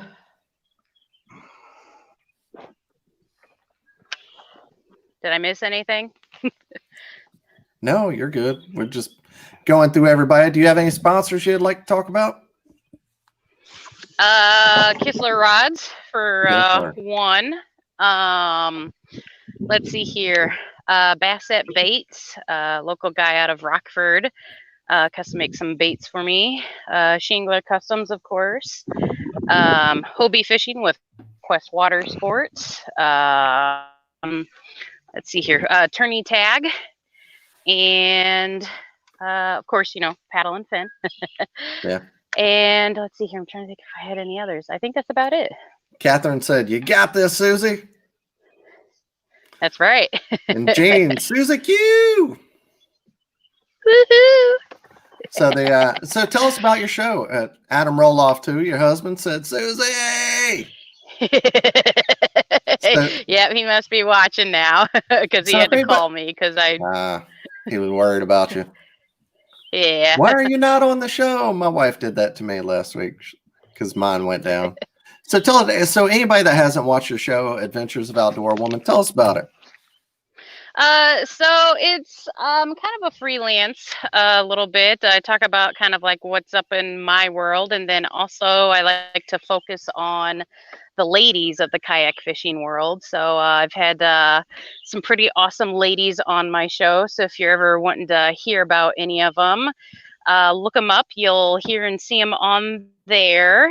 And just kind of trying to focus more on like the women's side of things. It's a very heavily male dominated sport, so we gotta have some women in this field to get ourselves out there and get ourselves known. So That's right. Yeah, that's kind of it in a nutshell. And if y'all didn't see it this week on the Reel Down, we had both Susie and Aaron Mathis. So that was a great show. Go back and check it out if you haven't already. Thanks again for being on the show. Heck yeah, it was a pleasure. Yeah. So what are you throwing right now? You still throwing that jackhammer? No, I stopped with a jackhammer. I've got the Texas Red Craw on right now. Okay. The Rage Tail. Striking. And your looks like a Daiwa reel. Yep. I've pretty much got almost all Daiwa reels. This is the Tatula SV sweet reel. Oh Lord. Ooh. Dustin's got one. Oh, Doodoo. Man, see, I wish I was on fish like that. What's my smallest fish?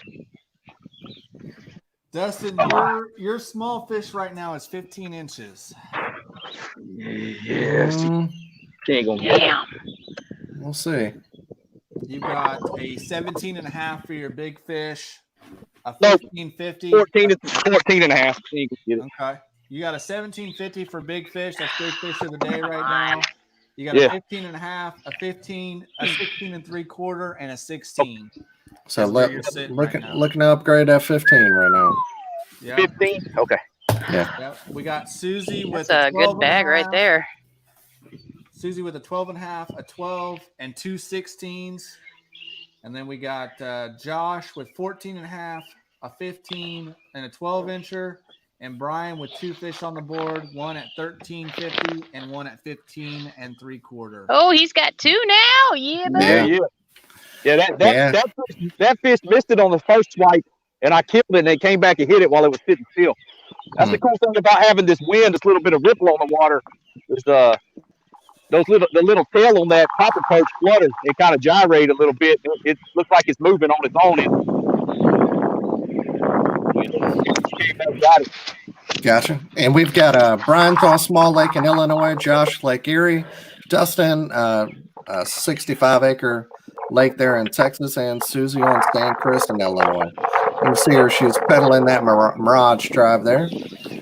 Ryan Milford said, I'm going to Texas for my next round. Right. I'm thinking I was same supposed thing. to go to Texas, man. Yeah. You got to set the hook on them and get that rod tip high and burn them in. Because if you don't, they'll get you in a high drilling. You won't get... That's why I'm like, zoop.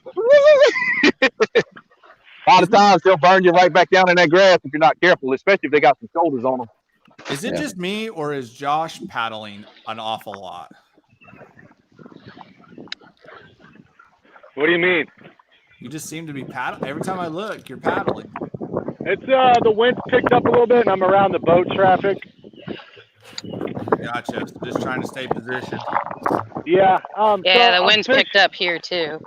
I'm fishing the bends of the riprap right now.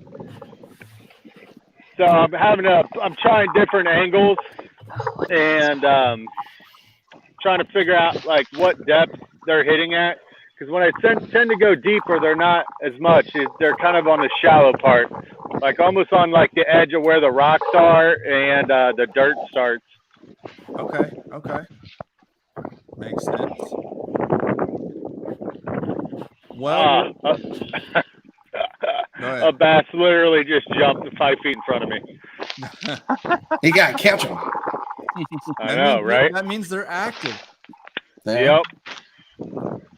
Get them to bite. Well, I can tell you, watching you guys fish for the last almost 3 hours now has me itching to get out. So as soon as this thing's done, I'm heading. Gone. I'm heading to the water. So the rain's gone. He gone. It's in the 60s here. We're going fishing. I like it. We're gonna watch the 5 Live episode with Scott Butcher and the 5 winners from the phone on the way there. We're gonna. There we go. Oh. Uh-oh. Hooked up. Oh, that's a good one too. Uh-oh. You can see he's bent over. Got one, buddy. Yeah, buddy. Oh my gosh. I don't know that that's a bass. Head shake? Is it shaking? Looked like a little bit. Yeah. It's not a catfish. I thought it was a white bass for a second, but nope. What do you got? Carp, dude. Oh, no, Carp. sheephead. A big ass sheephead. Sheephead, huh? Watch out, man. Them things have teeth. Oh, look at this thing.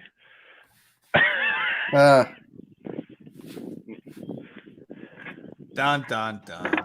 Yeah, man.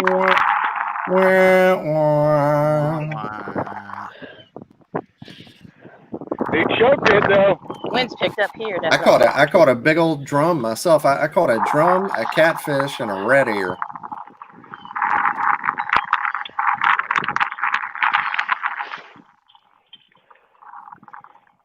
Good Lord. Does this count? Man. No. You wish. Totally kidding. Looks like, Dustin's hooked up. Yeah. It's a little one. Yeah, it won't help. That's having a lot of fun out there, though. Oh, yeah, having a lot of fun. Caught on that Strike King pop and perch. There's that. Yep. Good Lord. Yeah, got you a drum, man. Yeah, that's a big old drum, dude. Holy Yeah. Sleepy. Old rubber lips. Yeah, dude. Oh, big ugly. Big ugly. That's what we call them over here. Big ugly. Now, why do people? Maybe you can answer us, Dustin. Why do we eat redfish, red drum, but we don't eat black drum? I eat black drum. If those 20 inches, man, those things, you fillet them out and scale them, leave the skin on, and then before you cook them, you pat it dry with a paper towel to dry that skin out. You cut little scores in it, dust it into seasoned flour, pan saute that fool, and then you finish your sauce and crow. You deglaze with a little white wine. You add lemon juice, salt, pepper, and then you finish with unsalted butter and make that lemon butter sauce in the pan with the fish. Serve it over with roasted garlic mashed potatoes with some good boy. It's funny how Cooking with Doodoo. Yeah, buddy. it's funny how like Yeah. You know, redfish and red drum, they used to be people thought for the longest time that was a trash fish, and then it hadn't been, and then one day that changed. It's funny how we decide some fish, we think it's trash and we won't eat, and some we will. I'll eat black drum over redfish any day. I think we got a new segment, Cooking with Doodoo. Yeah. I think we're gonna. Hey man, that sounded good to me. Yeah, we're gonna have to put that up YouTube channel. We're gonna have to start Cooking with Doodoo every Friday night at 8 p.m. Word. Yeah, I got some recipes. On my YouTube channel, Tidewater Fishing. I have recipes on there. All right, check it out. Tidewater Fishing. Find out how to cook up some fish. Yeah, I need to do some more. I need to put some more stuff out there. I hadn't been filming too much. I've been worried about finding some fish. It's a little windy now. Is that Mike picking it up, or is it? Catherine Fields said, "Next up, cooking with paddle and fin." I'd watch. Oh yeah, we got that. Hey, might have to do that.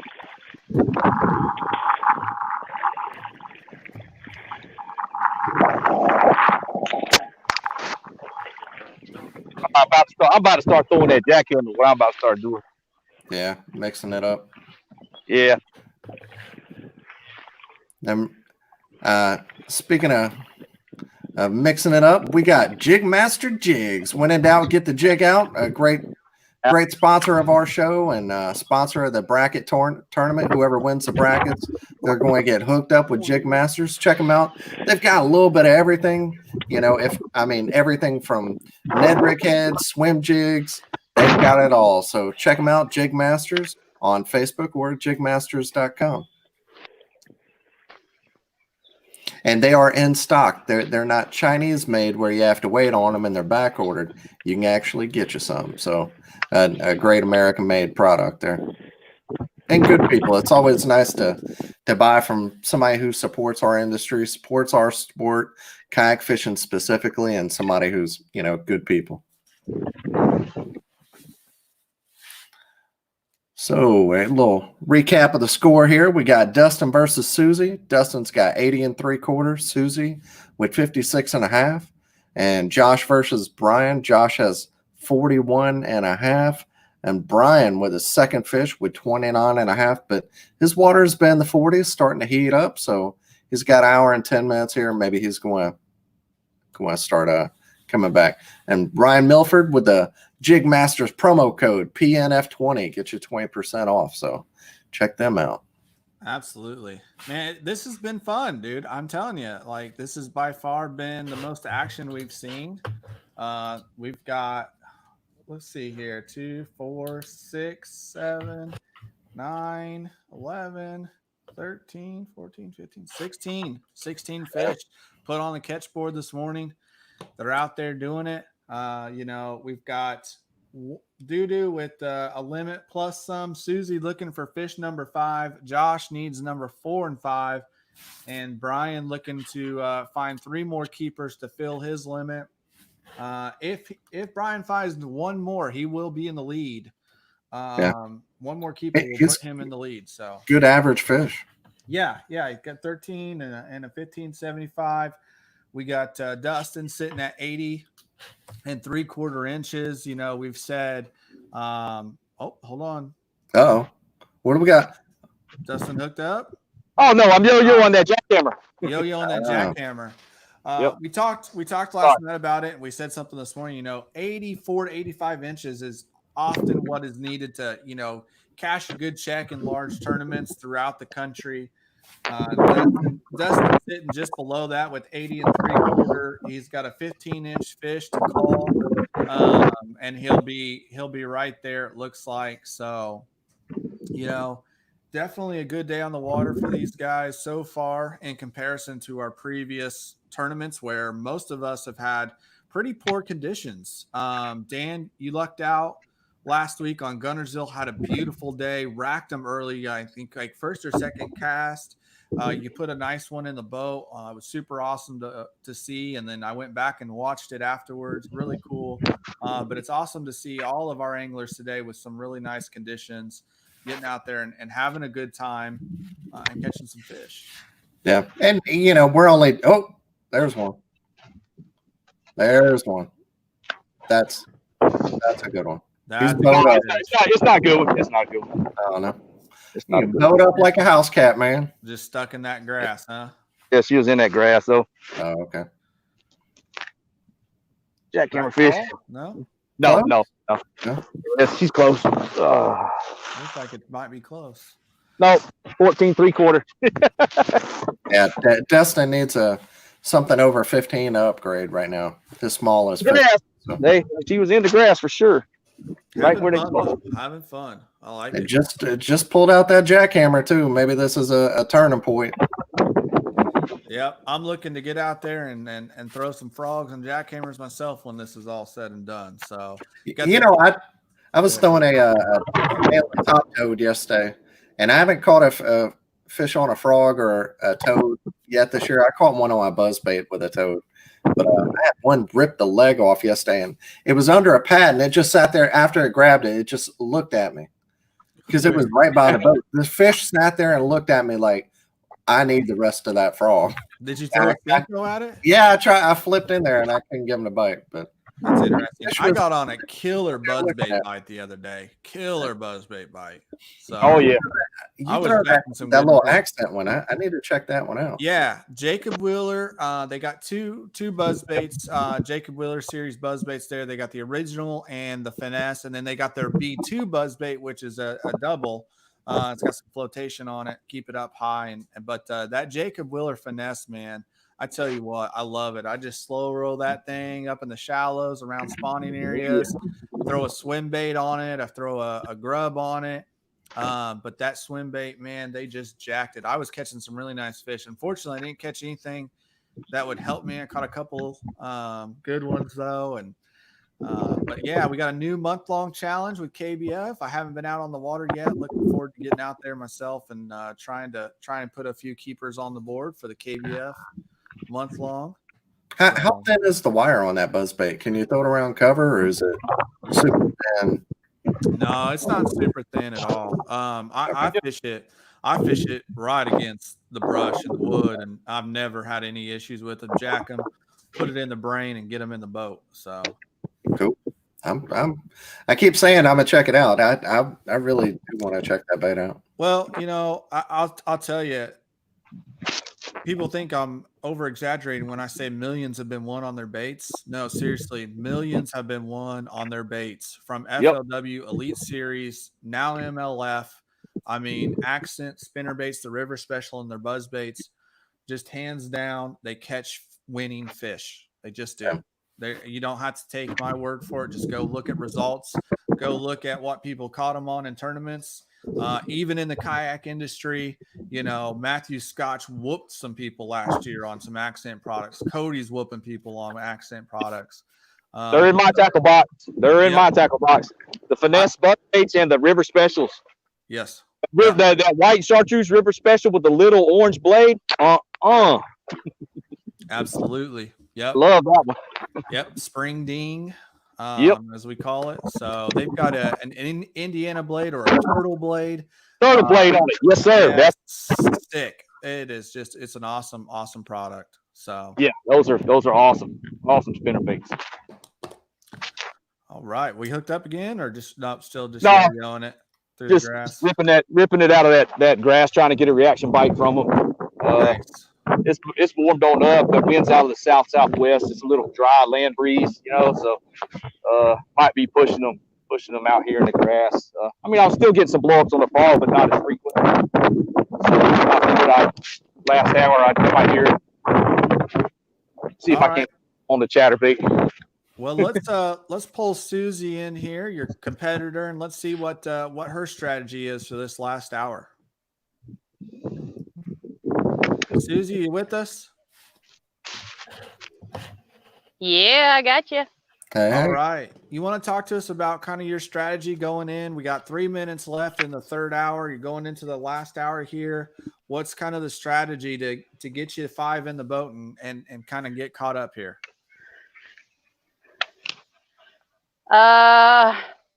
Fishing lots of water. keep that's to stay in one place. But oh, Oh, oh, at the boat, huh? oh. I saw it came up and boom. Oh man. Well, yeah. Anyway, yeah, just trying to, I got the jackhammer on right now, and which is what just got thumped. But yeah, just moving baits, and then if that doesn't do anything, then I might go back to the crawl. But yeah, around, try to throw out of water, get that fifth fish, and then upgrade from there. Anything. Nice. Well, we heard there's some good quality fish in that lake, huh? There are. Yep. There's a log. Yeah, there's some good fish. Like I know a buddy of mine who put up 91 inches on here yesterday. Wow. So it's possible. We'll see. You can definitely come back. You're you're not very far behind. You can catch up. Yep, absolutely. Just got to get some bigger fish. Well, we'll keep watching, Susie, to see if you hook up, and we're gonna head over and talk to Trash Panda here for a second and see kind of what his strategy is going into the last hour. Cool beans. What's up, guys? Mr. Eldridge. How are you? Good. What are you throwing now? Back to the square bill or? Nope, I am throwing a jig. I just got a bite, pulled a fish in, but it was only maybe a 8-inch bass, something like that. But we marked some good fish through here Friday night. So I'm going to see. It's a bunch of weird like structures, a bunch of big rocks right here to the right, and then some like old dock stuff that looks like right around some of the old rusty dock stuff. So I'm going to see what I can pull around here. I'm just pitching a little crawl or Jig Masters football jig, 1/4 ounce one. And I was pretty stoked, man. I threw it in there, and he took it. Probably I bounced it maybe once. So, are you nervous at all with Brian getting pretty close to you? It looks like another solid keeper, and he's going to be in the lead. So, yeah, I mean, definitely, man. I was pretty stoked when I caught that fish. I thought maybe using a bigger profile bait as a jig as opposed to those smaller cranks I was throwing would produce a bigger fish, but nope, it was actually probably the smallest one. So, okay. But the good news is that they're biting it, so we'll see. Are you feeling pretty confident you can find 5 in the last hour? I'm hoping so, man.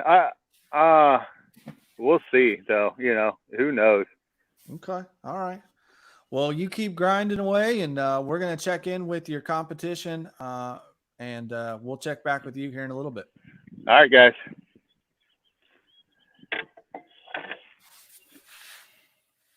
All right. Well, we got Dustin with 80 3/4 versus Susie with 56 1/2. You can see all this at the bottom. Josh at 41 1/2, and Brian, 2 fish, 29 1/4. What's the word? Nope, we got audio issues with Brian here, unfortunately, it looks like. Can't hear you, buddy. Brian, you may need to go out and come back in, my friend.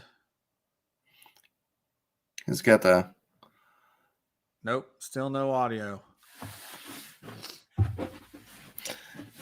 With the Mohawk, he's in war mode today. He's only down by 1 fish. He can catch up anytime. Absolutely. So he's going to get out and come back in. Hopefully we can catch up with him on what he's got going on there and what kind of the strategy is for him. The big thing for Brian is he's fishing a lake where he's got a ton of history. Sometimes that can play to your advantage. Sometimes that can bite you because you start going back to old things and start tossing, things that worked in the past and aren't necessarily going to work today. So,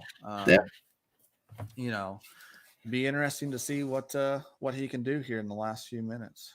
It's tough. I mean, it's the first time any of us have fished a 4-hour tournament along with a camera and everything that comes with that. And you're talking, so you lose some time. That takes you out of it a little bit.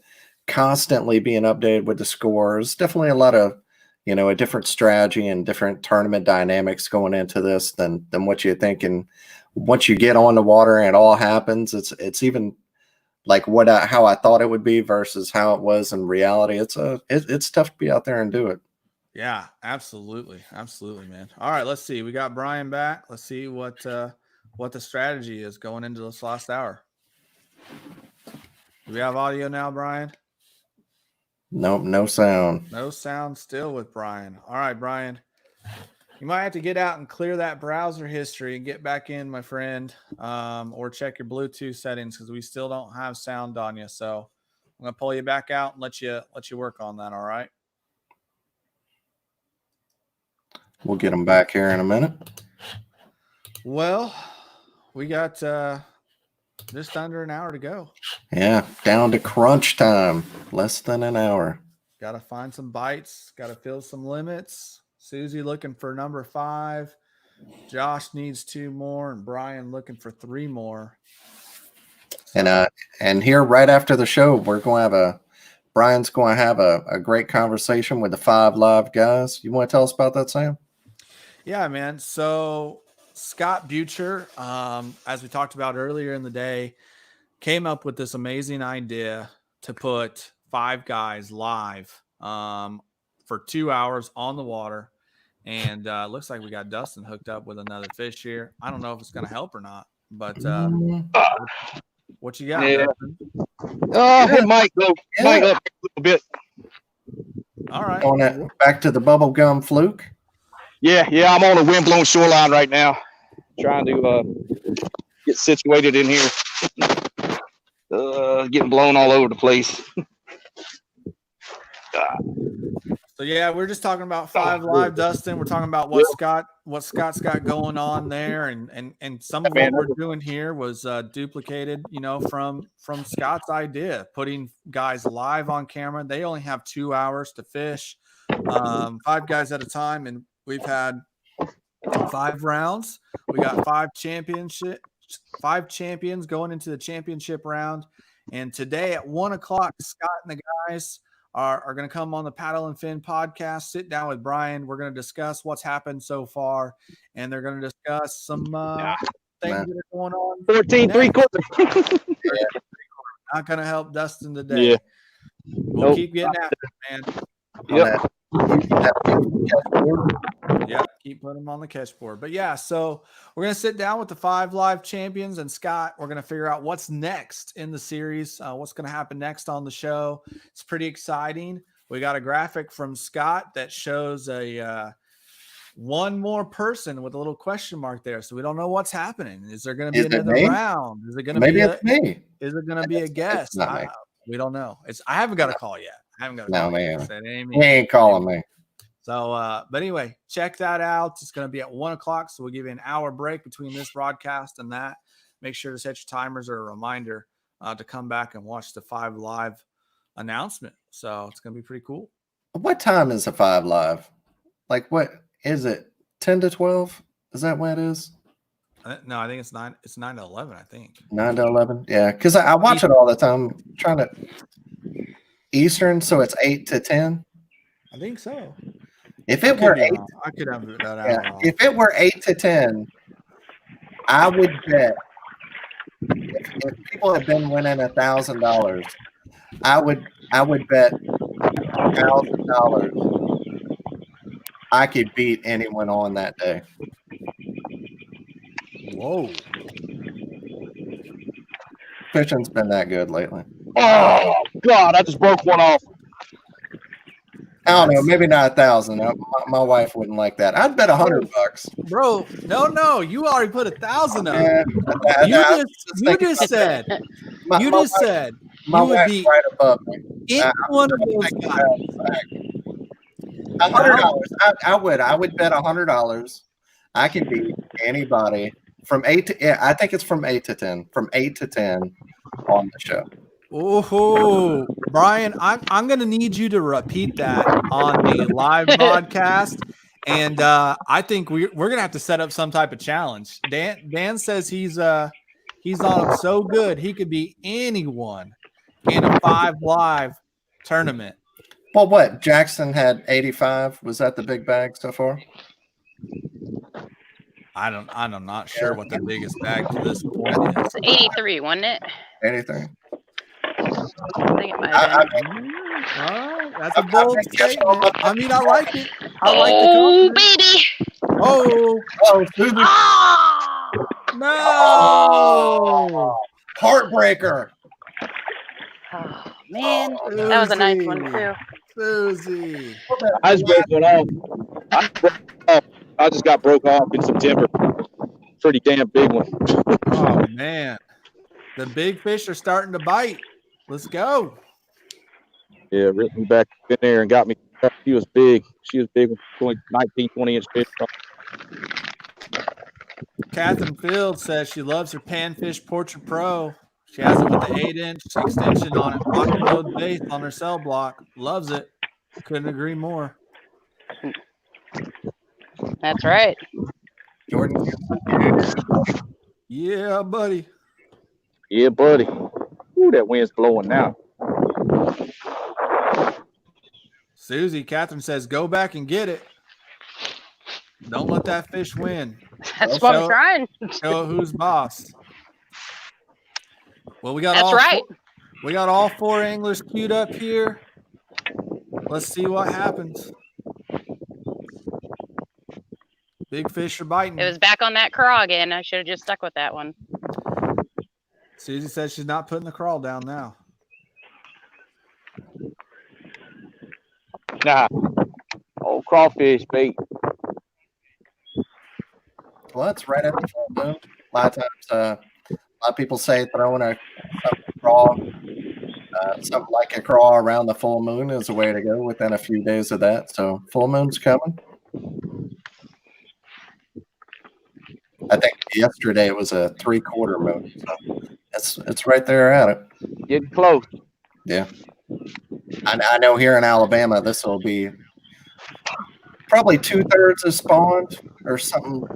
At least where I'm fishing on Gunnersville, North Alabama. So this is going to be the big last wave.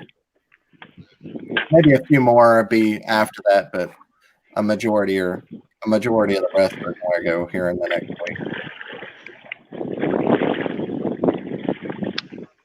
Brian, how you feeling, buddy? Push behind. Pressure's on. 50 minutes.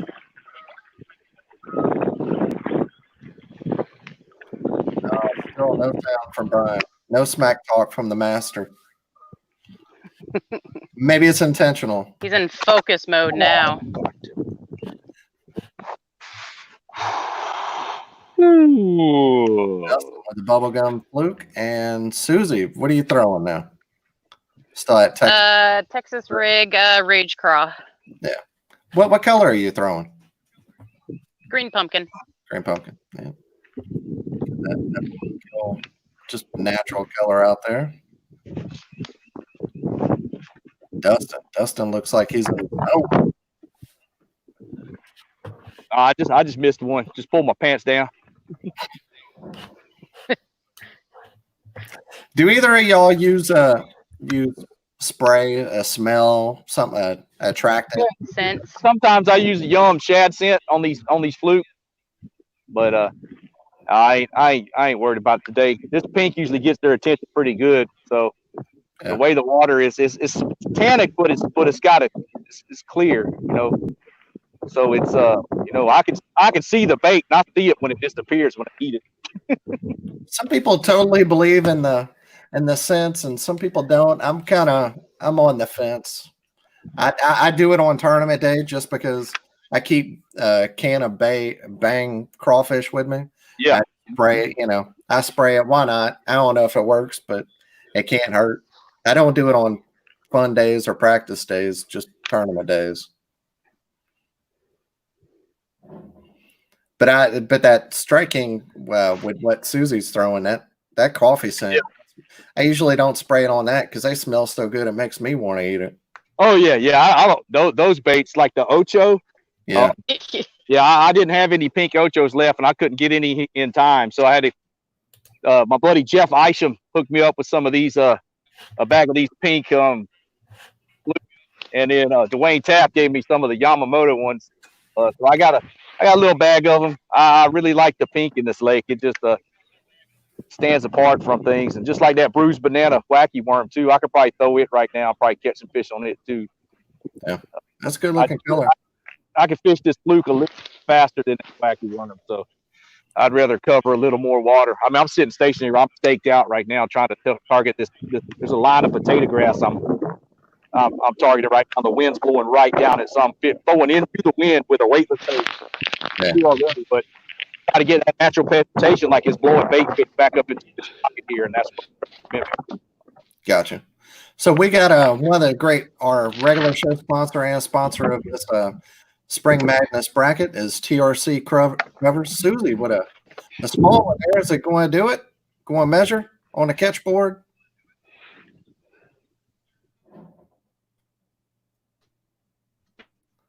Got a little lag, but Susie's got a little lag, but she's got. Oh, come on. Is it going to make it?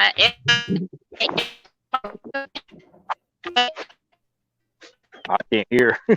Yeah, she's broken up. Starting out a little bit.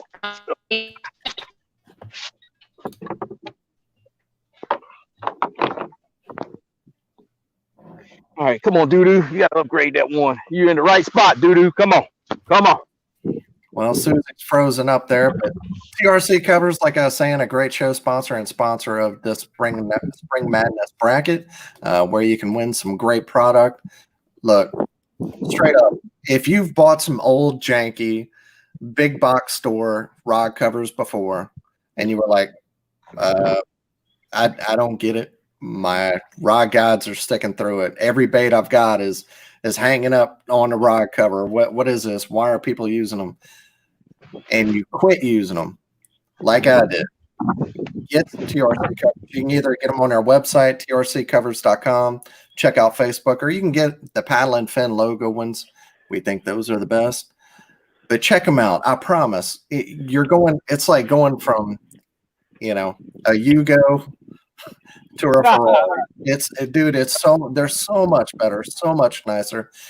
If you're buying $100 or more decent rod, you want to protect it. Get a good rod cover. It's got a foam tip at the end. They stay on there well. Everything is not going to get hung up in them. It's just quality. You can tell a difference between something's janky and just garbage and something that's quality made by good veteran-owned people. Check them out, trccovers.com. What else can you say besides that? They're the best I've ever used. I highly suggest them. Ryan Milford said the winners of these two will face each other, and the losers will face each other in the losers bracket. As of right now, it's looking like Dustin versus Josh and Brian versus Susie. Looking like Brian's not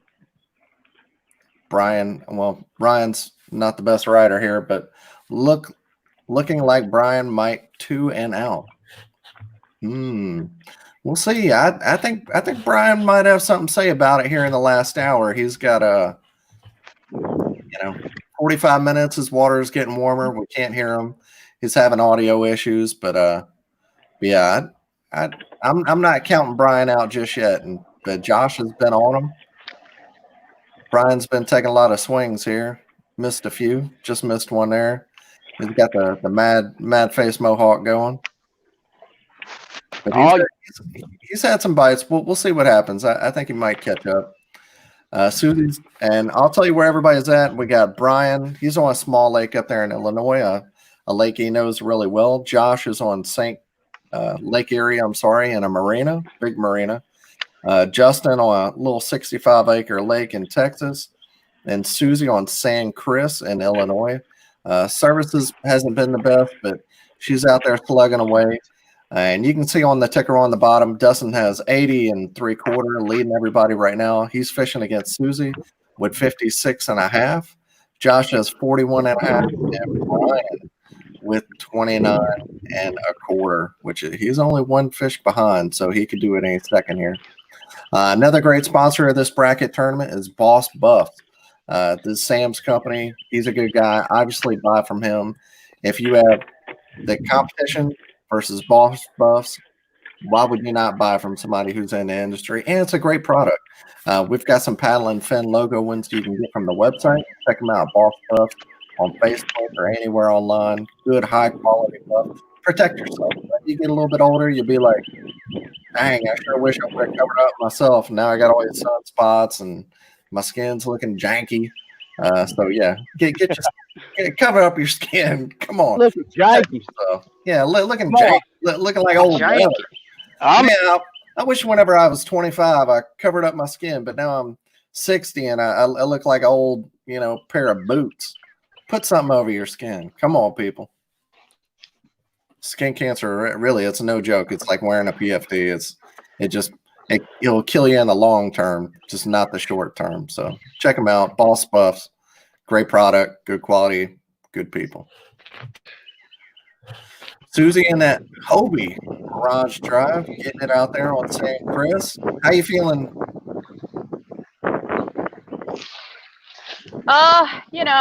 I'm just trying to get that last fish. I know I'm gonna get it. It's just what it's gonna be. You get 42 minutes, plenty of time. You can do it. And if you figure you got a little win there, but you've been catching one every 45 minutes, so you're right on track right now. Don't get keep hopes high. I caught a bunch of short ones too. So yeah, I just need the bigger ones, not the short ones. That's right. Yeah, and there's Josh on Lake Erie. How you doing, Josh? Doing good, man. Trying to squeeze out a couple more here. Get another one. Get you a little security blanket there. Give you a little cushion between you and Brian. What's he sitting at right now? He has 29 and a quarter, and you have 41 and a half. So he's one fish away, man. So hey, you don't have to make it so dramatic. Hey, man, that's my job. Come on now. Just kidding. Dustin with another one. Is that going to help? Nah. Yeah. Dustin's been on him. He's been catching them today. I think anybody better watch out in some other rounds. If he makes it past Susie today, he's going to be the man to beat. Texas, man, just, My prediction. What's that? I said Dustin was my prediction. Yeah, me too. That man can fish. Dude can fish. Yeah. Just anybody, they talk about time on the water. If you're a noob or you've been around a long time on the water, that's everything. Everything.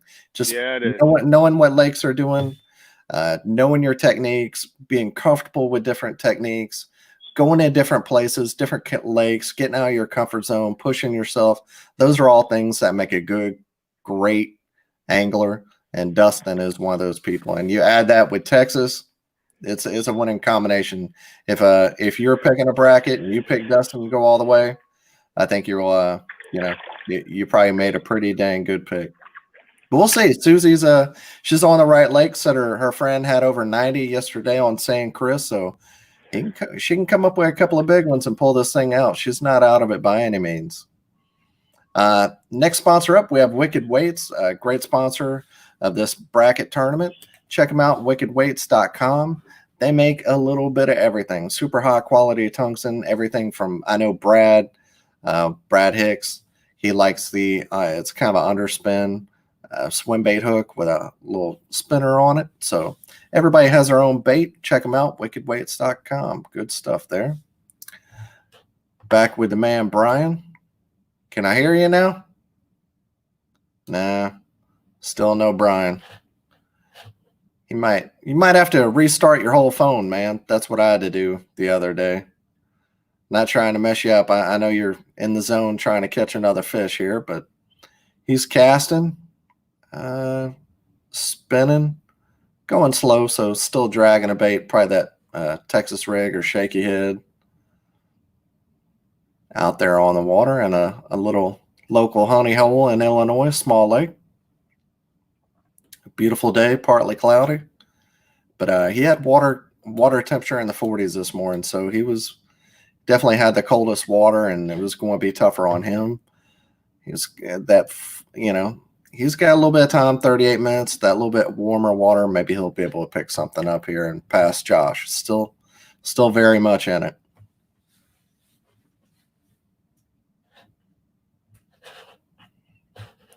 And here we go. Got the other three.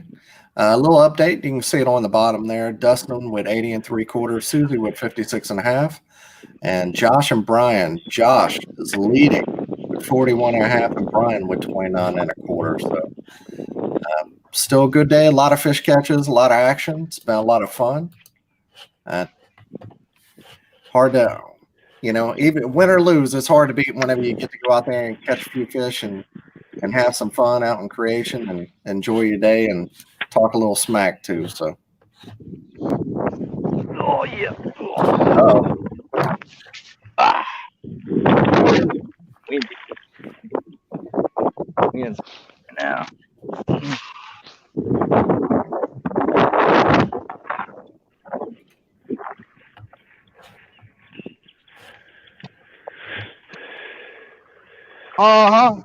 Come on, B. Schiller. Come on, B. He keeps going in and out. He's having some audio issues, but we'll see. Josh back there in the trailer park. Yeah. They're just RVs with little, awnings built on them. So Yeah, a lot of people park their campers out here, and they keep them here permanently. So they build decks on them and all kinds of stuff. It's a pretty cool little spot, man. Yeah. And what are you throwing now? The Jig Master jig? Yeah, I'm dragging it around the rip. I'm going to start dragging the riprap and actually work my way back where I was catching fish and see if I can get some bigger bites. Is that your favorite bait made by them? I actually like pretty much all of them. I really like the flipping one, but I'm throwing the football head just because the rocks are a little bit on the small side, so it comes out of them pretty easy. Yeah. And if people haven't watched your show before, what show are you on there, Josh? I'm on the Final Cast with Brad Hicks, and we do product reviews. Sometimes we mix it up, talk about like we just did a episode talking about how our tournaments went for the past month, especially with Brad's epic smallmouth beatdown the other day. He's been killing them. Yeah, he's been doing good, man. And so, so we tend to do a lot of product review stuff, but, it's been a blast being part of the Paddle and Fin family. It's fun working with Brad. Brad and I actually live near each other, so it makes for easy times for us to get together and communicate about, the products that we are talking about. And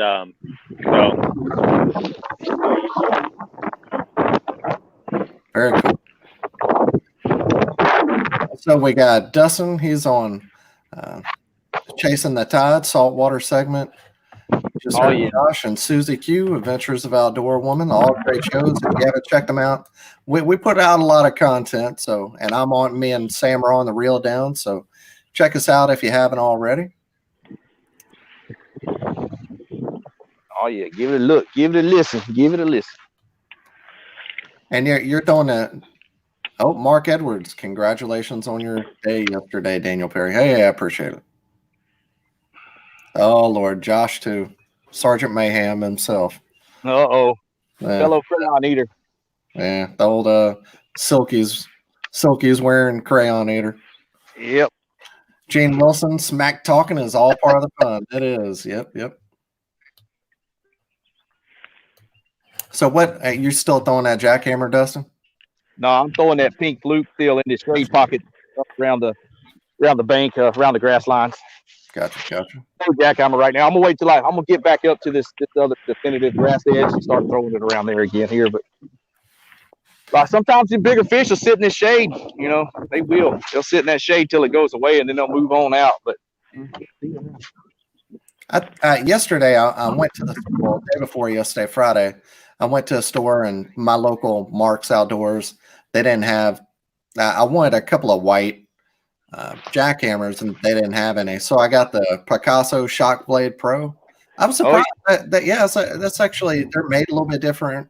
Like the nose of it's a little bit different, but that was a good bait. I caught a couple of fish on it. I was definitely happy with it. They have a thinner, like the actual blade part was thinner than a jackhammer.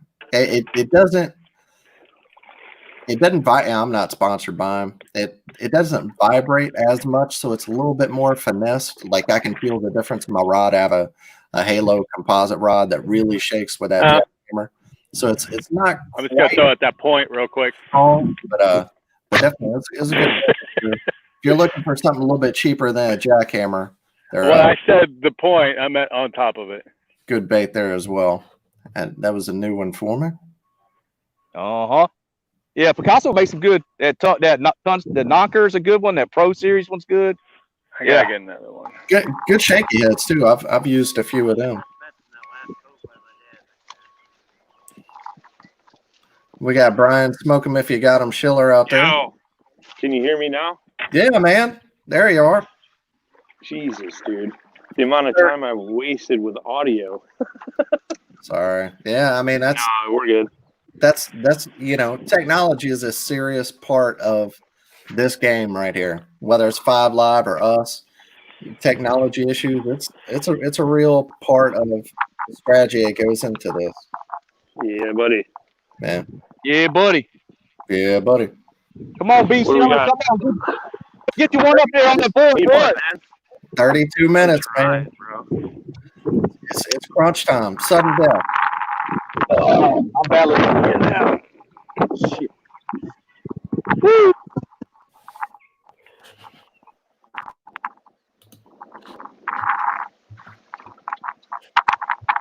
Doodoo's just been hammering him. Mike, Yeah. Sam's got his mic muted. He's caught a bunch of fish today for sure. He's hammered him, dude. There he is. Yeah. There we go. Hi, Mr. Jones. How you feeling, buddy? Oh, I'm in the pressure cooker. It's all good. Yeah. You're right there, man. Huh? 31 Like I said, man, minutes. if I was going to lose to anybody, I'd like to lose to Josh. You got a He's a good spot dude. on. You got a spot on that lake where you think if you gotta bust some out in the last 15 minutes, you can hit it and get you 2 small keepers. Yeah, right where I'm at. Right where you're at. You already made the move. All right, so you're making. The Well, last no, few I'm in the steps now. same spot, dude. Oh. It's just weird. Like the lake's in a weird transition phase right now. We're up to like 55 degrees, but yeah, it's just funky, man. It's just funky. I wish they were up on bed or getting ready to go on bed. If that was the case, it would have. I'd be like Doodoo was. But I thought for sure, man, like that. Like I told you guys, that spot I'm pretty much by right now. Yesterday, 2 casts back to back, an 18 and a 17, and I was like, all right, well, this is it. I should be good. And fortunately, that's not the case. So we'll see. I'm going to go back over to that here in a second and see if they're in there, because yesterday it was about this time when I caught those fish. So we'll see. You can see on Brian's life jacket there, he's got an angler button. Catch a fish, give it a ding, log your catch, and put some numbers behind the fish area that you're catching. You can go back and look, maybe see some patterns you didn't know were happening before. Sometimes just having that different view of it and having the statistics behind what you're actually doing can help. But also, Angler is a great place to watch and listen to the Paddle and Fin podcast. There's Sam's got one too. But great articles, great resource. Just if you've never been there and you've heard all about it and you're like, what's Angler? I don't know what that is. I don't know. I don't want a part of that. Check it out. It's cool. And it's free. Yeah. The community is great within Angler. I mean, it's just a bunch of like-minded anglers who love producing and pumping out content. There's a ton of great blogs. Of course, you can listen to a bunch of podcasts, including all of ours. Serious YouTube, Angler. Yeah, Serious Anglers on there with a great podcast. There's many others. And then you got the free app, like you talking about, and it's just recording all those stats for you: barometric pressure, wind speed, temperature, water. You can log what you're using take photos of the fish, make notes, all of that stuff plays back in. Next year this time when you're having a hard time, you go back and look at those notes, or during practice the night before the tournament, you can formulate your game plan. It's just a great product, and then it's free. But then you can add the bullseye. The bullseye is just a Bluetooth button. You click it, it dings, and it marks that fish for you, so you don't have to manually do it within your phone. It's just great. Awesome product. I've been using it for a while now, and it's definitely been a huge help to my game. So highly recommend it. Angler. You got game? Check it out. He's got game.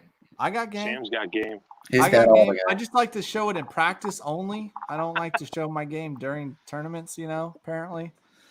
But yeah, man, I've seen you struggle with that, dude. And same with myself, like just hammer them in practice, and then come tournament day.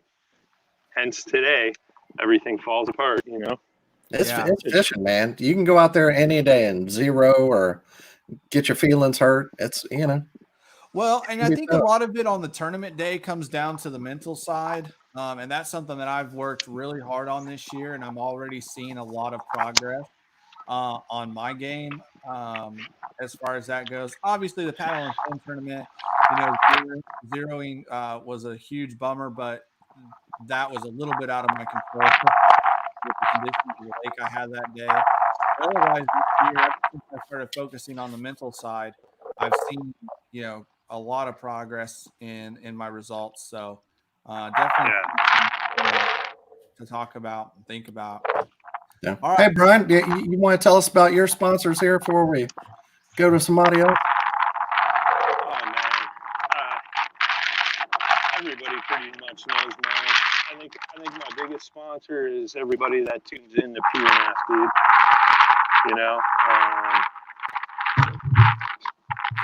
I got Jackson Kayak, Rocktown Adventures, Wicked Ways. I just got put on that Yak Gadget Pro team as well. TRC Covers Pro staff, or Kayak Pro team.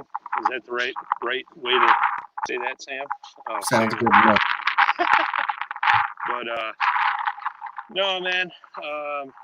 Without a lot of these companies, some of the stuff I do wouldn't be possible. But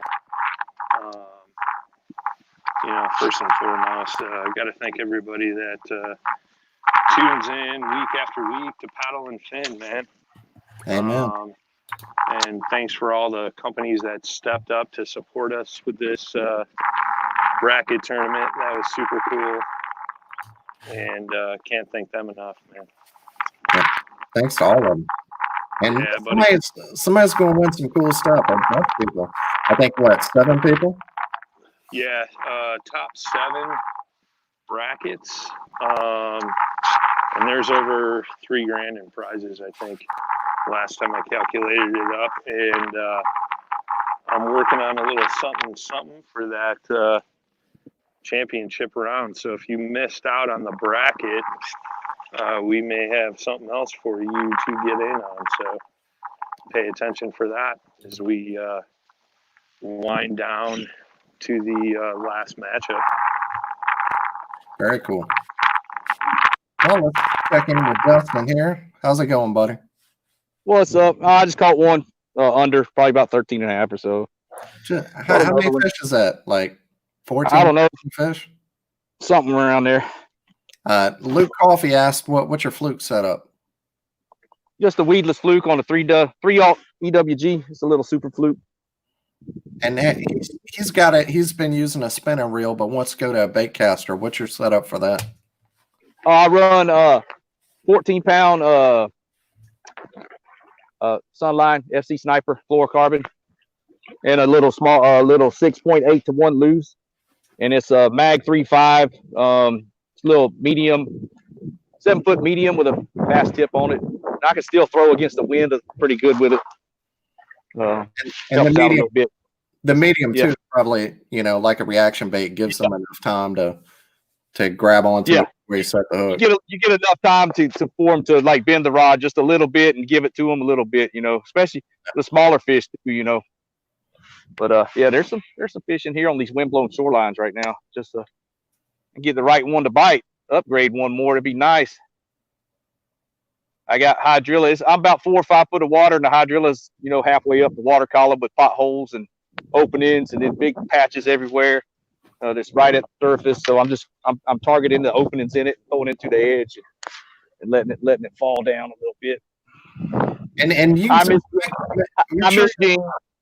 Make sure you're watching Dustin's, just the cadence he's doing with that fluke of what it you know, just his real turns and the pops, you know, doing something different there. And Gene said, be sure to check out Angler's first episode of their new documentary series called 108 Degrees at 6 p.m. with Angler Tim Perkins, Alabama guy there. My episode will be on in a month. I'll be tuning in, Gene. Yes, Miss Jean. What's up? What's up, Mama Jean? Yeah, if anybody has any questions in the last, 22 minutes, let us know. Send them on in. Yeah, we'll get with the anglers. Ding, ding, ding, ding. Little ding. He's been dinging the heck out some fish today. Yeah, just watching this live broadcast, you can see the little details of what he's doing, giving it time, giving it jerks. Just don't reel your. That's a big one. Put some life in that bait. Don't just reel it in. Some baits that's okay, like maybe. Some baits that's all right, but life. Give it something. Make something happen. Make that fish react. You know, have it going through the water, doing a little something different, where maybe that fish thinks they have to hurry up and bite it because something's moving. So yeah, pay attention to what some of these guys are doing, guys and gal are doing. Maybe it's something you can add to your game. Oh, we got you on mute there, Dustin. Trying to get everybody in here so we can view, and Susie keeps freezing up, unfortunately, with the wind issues that we got. I'm trying to keep the mics muted as much as possible here. As we roll into the last few minutes, we'll try and keep as many of them on the live stream as we can. We've got really the closest matchup right now between Brian and Josh. Josh sitting at 41.5 inches. He's got 3 fish on the board, and Brian with 2 fish, but 1 solid keeper is going to put Brian on top. So that matchup is going to come down to the wire. I mean, it literally could be a last cast thing. Josh needs to find another one to give himself some room, and Brian just needs to find one to make a little upset here in the last minute or so. So, and then we've got Dustin with 80 3/4 inches. He's been jacking some fish. Hasn't found one to call out as 15 yet, but he's caught a bunch though. Yeah, any cast could be that bigger fish. And Susie fishing sitting at 56.5 inches with 4, looking for one more to close down her 5 fish limit. And really, honestly, when you look at the totals, if she were to catch number 5 and be in that 15 to 16 inch range that she's been catching them, man, and is able to find 2 more solid keepers here in the last few minutes, this thing could get really interesting really quick if she gets on a flurry.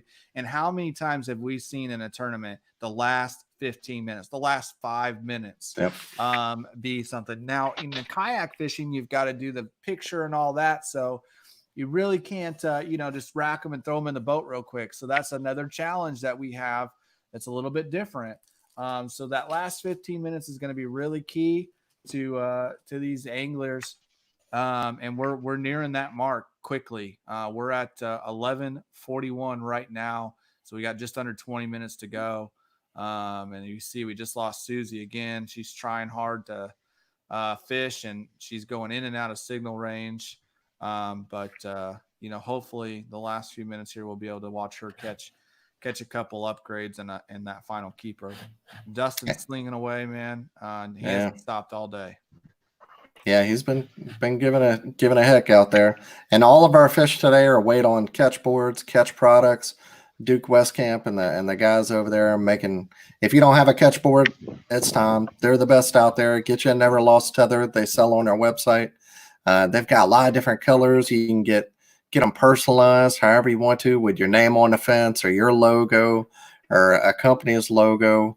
Yeah, best boards out there. Check them out. Absolutely. Get a catch board. Support American made. We're all about that here. So support small business. So love our friends at Catch and Duke. What a team. They consider it a lifestyle. The Catch team does, and it definitely is. So we're getting there, man. Right. Last 18 minutes. It's coming down to the wire, and you couldn't have a better scenario playing out here with some really close numbers and totals here. Yeah, it's been a lot of fun today. A lot of fish catches, a lot of heated competition, and that Brian and Josh one, that one's close. I mean, we knew Dustin was going to come out there and smash him. Susie, unfortunately, we haven't gotten to see her as much because of the reception issues, but like you said, she can catch up here. She's got plenty of time. But that Dustin and Josh, that's going to be a last cast deal. So yeah, we'll see what happens. It looks like Susie's getting bit. She's just not finding those keeper bites. Like the bucks have kind of moved up, but those bigger bass are still hanging out a little ways. So I don't know if she's kind of playing with that, going in and out of the depths there to find maybe a bigger fish or two, but she's just got to find that active bite or two to get her upgraded real quick. I mean, she's definitely within range of hitting 80 if she can find a few bites here at the end. So, yep. And Josh, what's I wonder what he's still throwing there. He's still throwing that jig up. No, switch back to the crankbait. You just looking for active fish there? Just trying to cover water, Josh? Is that kind of the yeah, just coming down to hopefully some of the good riprap, and I caught a couple fish at, and yeah, just trying to see, man. It's there's like a couple different patterns. We had them back here in the dock area along the riprap near the docks, and then they were actually on point, the little points that are formed from the dock area. So I don't, I'm just kind of hoping to turn up. I'm just trying to get one more, get a little bit of cushion here. Yep, smart. That's a smart play. That's a smart play for sure, especially as we enter that last 15 minutes right now. Yep. 15 minutes. Get them if you're going to get them. Man. So I know Brian's feeling the pressure right now, being slightly behind. I know Susie's not going to give up the fight until the last second. So yeah. I'm excited to see what goes down here. Kind of seems like Dustin's bite's slowing down a little bit. Yeah. So we haven't seen him hook up in a minute. So, and we've got Brian on a small lake in Illinois, a little home honey hole there. Josh's on Lake Erie. Dustin, he's on a small 65-acre lake in Texas, and Susie is on San Chris in Illinois. So, yeah, people are spread out there. Dustin getting it there in the Jackson Big Rig. Trash Panda, Josh Eldridge, he's in a Jackson Kilroy HD. And B. Schiller, he's in Blue Sky Boat Works. So everybody at 3 Jackson guys we're looking at. And yeah, we got 3. Susie's the one in the Hobie. We got 3 anglers in a kayak, and then, Brian and whatever that thing is, a boat, pontoon. You're number 1, Sam. No, I'm just joking, Brian. It's a nice platform. No, it's just jealous. No, I'll tell you what, that E-drive that you can hook right up to it, that's really cool how it just plugs right in. That's a very cool idea. The thing I like about it is if you got like little kids you want to take out fishing with you or something like that, like it is the perfect platform for that, because you really got the space and stability to take some kids out fishing on that. So without having to have multiple kayaks if they're too young to paddle or pedal their own. I do really like that about that boat. So I've talked to Brian about that numerous times. Were you looking at the Blue Sky? Was I? Yeah. I've never. You couldn't car top a Blue Sky though. I've never looked at it seriously, and part of that is the reason I can't card top that, and that's my only option right now. Sure you can. Sure you But, can. yeah, I mean, I think anything's Hercules. possible. I could probably done it. weld in some brackets and do all that, but no, you know, I like the idea for a family boat. I like the idea of the blue sky. I also like the idea of the blue sky for my wife. You can take that seat off there and she can lay out and Yeah. you know, also The decked one. yeah, exactly, the decked one. So you know, they're Jackson's got a lot of great boats, man. There are so many manufacturers out there right now designing and producing some really incredible stuff. So Yep. I'm going to be announcing a little bit of a change myself here soon. So What? yeah, can't Tell us say today. yet. No, I'm not going to say just yet. Not going to say just yet. I put out a little teaser. I got 2 pieces of news coming out here very, very soon, but we will say there is a new yak ordered, and it is not an SS-127. You're such a tease. Yeah. Tease. So, got to stay tuned. Will and it follow. pedal? What's that? Will it be a pedal? I don't know. We'll see. Oh, not even telling us that. All right. No information other than it's not an SS-127. Nothing. So, Blackout. I know. I know. You know? Maybe you know. Maybe you don't. So. I know I need a fish in the next 12 minutes, 11 minutes. 12 Otherwise, Josh crushed me. I'm going to unmute Doodoo here. It looks like his wind's dying down maybe a little bit. We got you? Yeah, what's up? Doodoo. Yeah, I went through the other side, another little pocket over here, trying to find something. Doodoo. Trying to pick up one more thing on the bin. I don't know. They slowed down definitely when the sun come up like this, you know, almost 11 o'clock. Well, They 11 definitely slowed minutes. down. Susie's gonna have her work cut out. She's gonna try to catch up with you here. She's had a good day though. Just a lot of Oh yeah, small, caught some fish. I got nothing but mad props and respect for so yeah, man. Fish. There she is right there. The queen of paddle and My fin. signal in and out if you guys hear it all. Yeah, we can hear you. I Evan. can hear Susie. You're like a robot. Yeah, I can't hear you guys all the time. Yeah, that's what you guys sound like too. Yeah. When I can't hear you guys. Yeah, I had similar issues on my broadcast. And I think I lost you.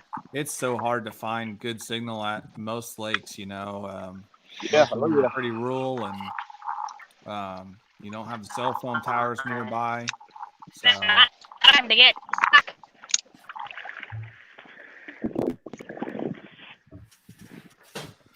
Well, we're down to the 10-minute mark, guys. You're going to do it. Happen. You got to do it now. Mm-hmm.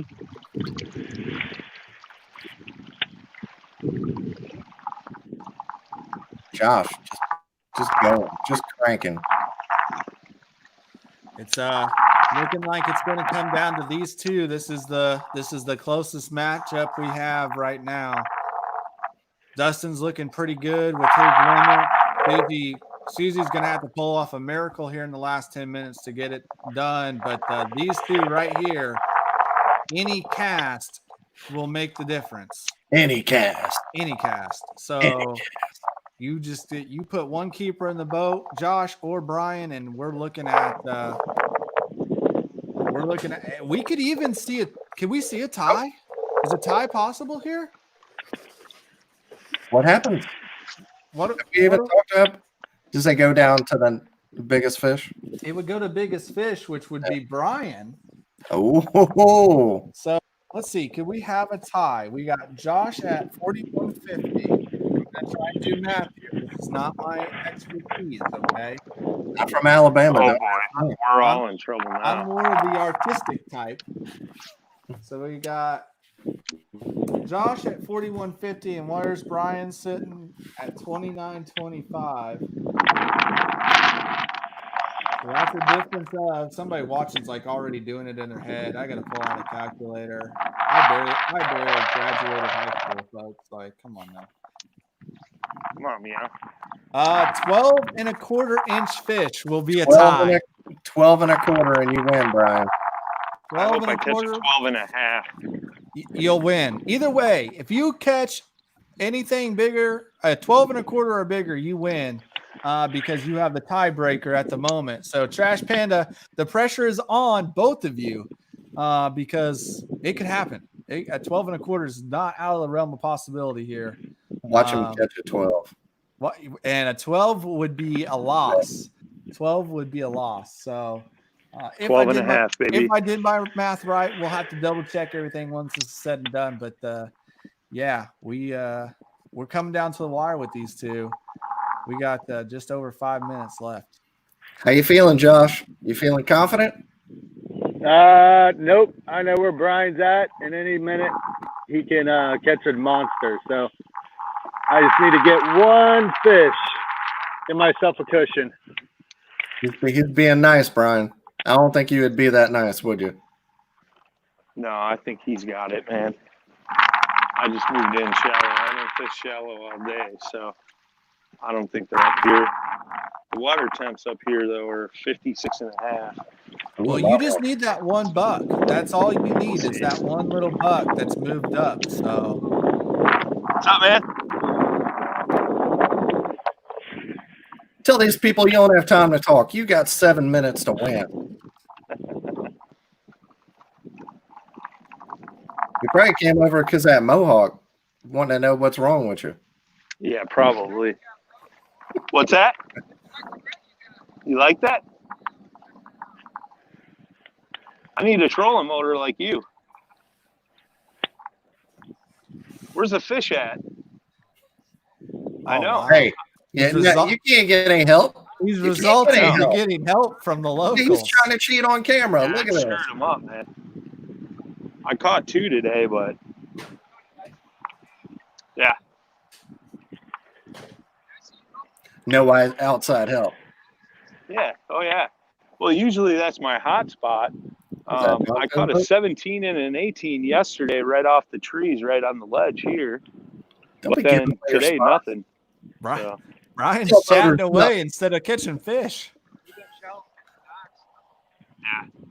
yeah, I haven't caught anything. Well, I caught 2 shallow, but that was like 2 weeks ago. Josh, it's your I chance, haven't man. got anything since He's then. distracted. So, Yeah, he's Knock him not out. even in the game. Knock He's him doing out, other bro. things. Listen to this it's nonsense. brutal. 5 minutes left. 5 minutes. left. This guy. Right. Yeah, it's been rough, man. He's got Been mental rough. standing up though. Yeah. This is Yeah. exciting. Sooner than Like, later, I I'm- hope, man. I'm It's drawn warming in. up. Who's gonna hook up? Oh, I know it. Or I know does it. anyone hook up? Maybe not. It's All been right, good slow. luck, guys. It's been really slow this last hour. It has. It definitely slowed down across the board, and you really can tell that it slowed down because Dustin hasn't set the hook in a while, and it was Yeah. pretty regular there for a minute. He was either setting the hook and missing it or getting one in the boat. So, Mr. Schiller, 4 minutes. Yeah, I don't think it's happening, boys. That guy there that I was talking to, he's lived on this lake 23 years, and he knows every nook and cranny of it. And if he says it's slow, it's slow. So, I don't know, man. But it sounds like I've been catching more fish than him, so. Yeah, don't listen to him. He sucks. He's a terrible fisherman. 4 minutes to go, boys. 4 minutes to go. Jeez. Leaderboard update. Dustin in the lead with 80 3/4 over Susie with 56.50.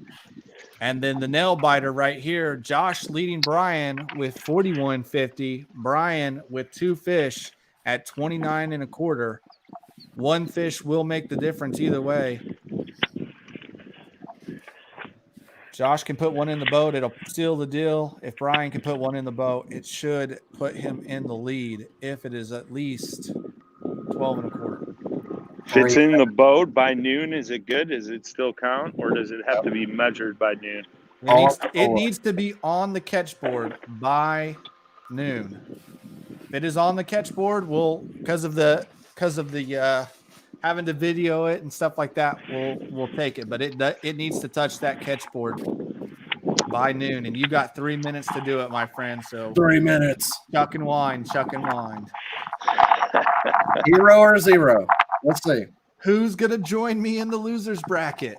Will it be Josh or Brian? Right now, it's looking like my girl Susie is gonna be joining me. Oh man, you know what? If I It's lose, like Josh bought old stock. if I lose, I face Ryan Milford. I'll take that. That's like a buy round. Oh, I don't know, man. You guaranteed 5 today. You guaranteed I did 5 today, I mean, and you got a walking 2. Wouldn't you have thought the same thing with what I experienced yesterday? No. I knew the minute you guaranteed 5, you are going to lose. I know. I knew that. I knew that too. That's why I never make predictions. That's why I hesitated. There, all right, guys. Last 2 minutes. 2. What'll happen? Who's gonna catch a fish? Susie. Dustin. We got everybody. Last 2 minutes. Last 2 minutes. Let's see who can hang one. Big bass today, 17.5. Little. I should have one bigger than that on the board. Does a snake count? What's gonna happen? I saw so many snakes yesterday. It was crazy. No snakes. Last minute, folks. 1 Winding minute. down. You got to get it in and on the catch board in less than a minute.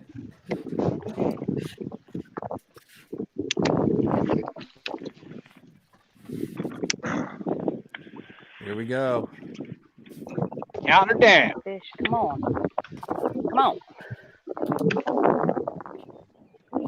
Alan Reed says, throw the Ned. I don't even have one tied on, man. Oh, really? Yeah. Oh.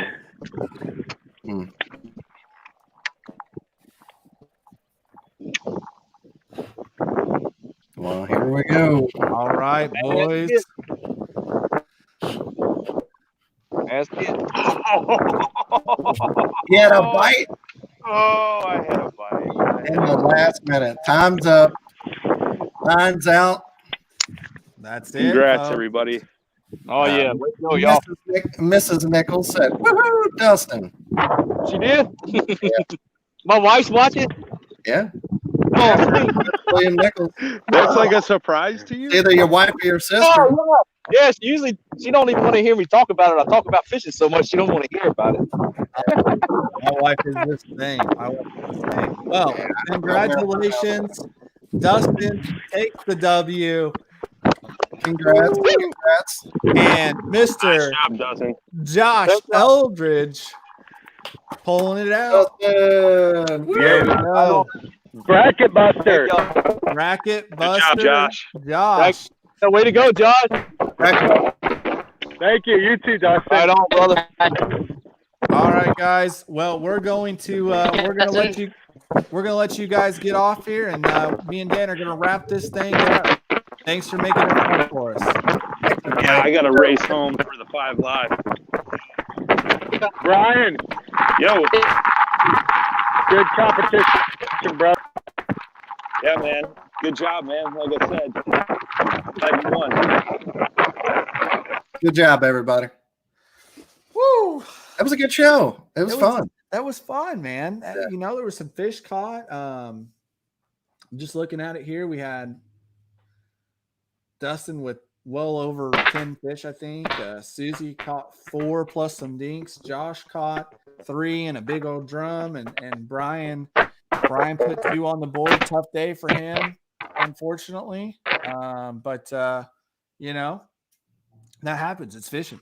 I hate Susie's reception was so bad, and we didn't get to talk to her more. I love to talk to Susie. Yeah, she's a great angler too. Would have loved to watch how she was breaking down the water a little bit more, but unfortunately, she had signal there to start, and then it kind of got a little rough. But that's part of it. So anyway, huge shout out to all of our sponsors. Go through them real quick. Jackson Kayak, Rocktown Adventures, Yak Attack, Jig Masters, TRC Covers, Wicked Weights, Catch, Orion, Angler, Arachnet, Biz Baits, Boss Buffs, South Mountain Media, She Angler, and of course, special shout out to our friends at 5 Live and the Dark Waters podcast. Yep. Thanks everyone for tuning in. Set your timer. 1 hour from now, we're going to have 5 Live guys here with us and Scott Butcher. So Brian's racing back to the house to get set up and ready for that epic announcement there that they're going to make and discussion they're going to talk about. So there's a lot of twists and a lot of information coming out, so you won't want to miss that one. Definitely don't. Do us a favor, give us a like and follow Facebook and Instagram. Check out the next episode, which will be next Sunday at 8 a.m. We'll see you guys next time. We're APFDs. Later.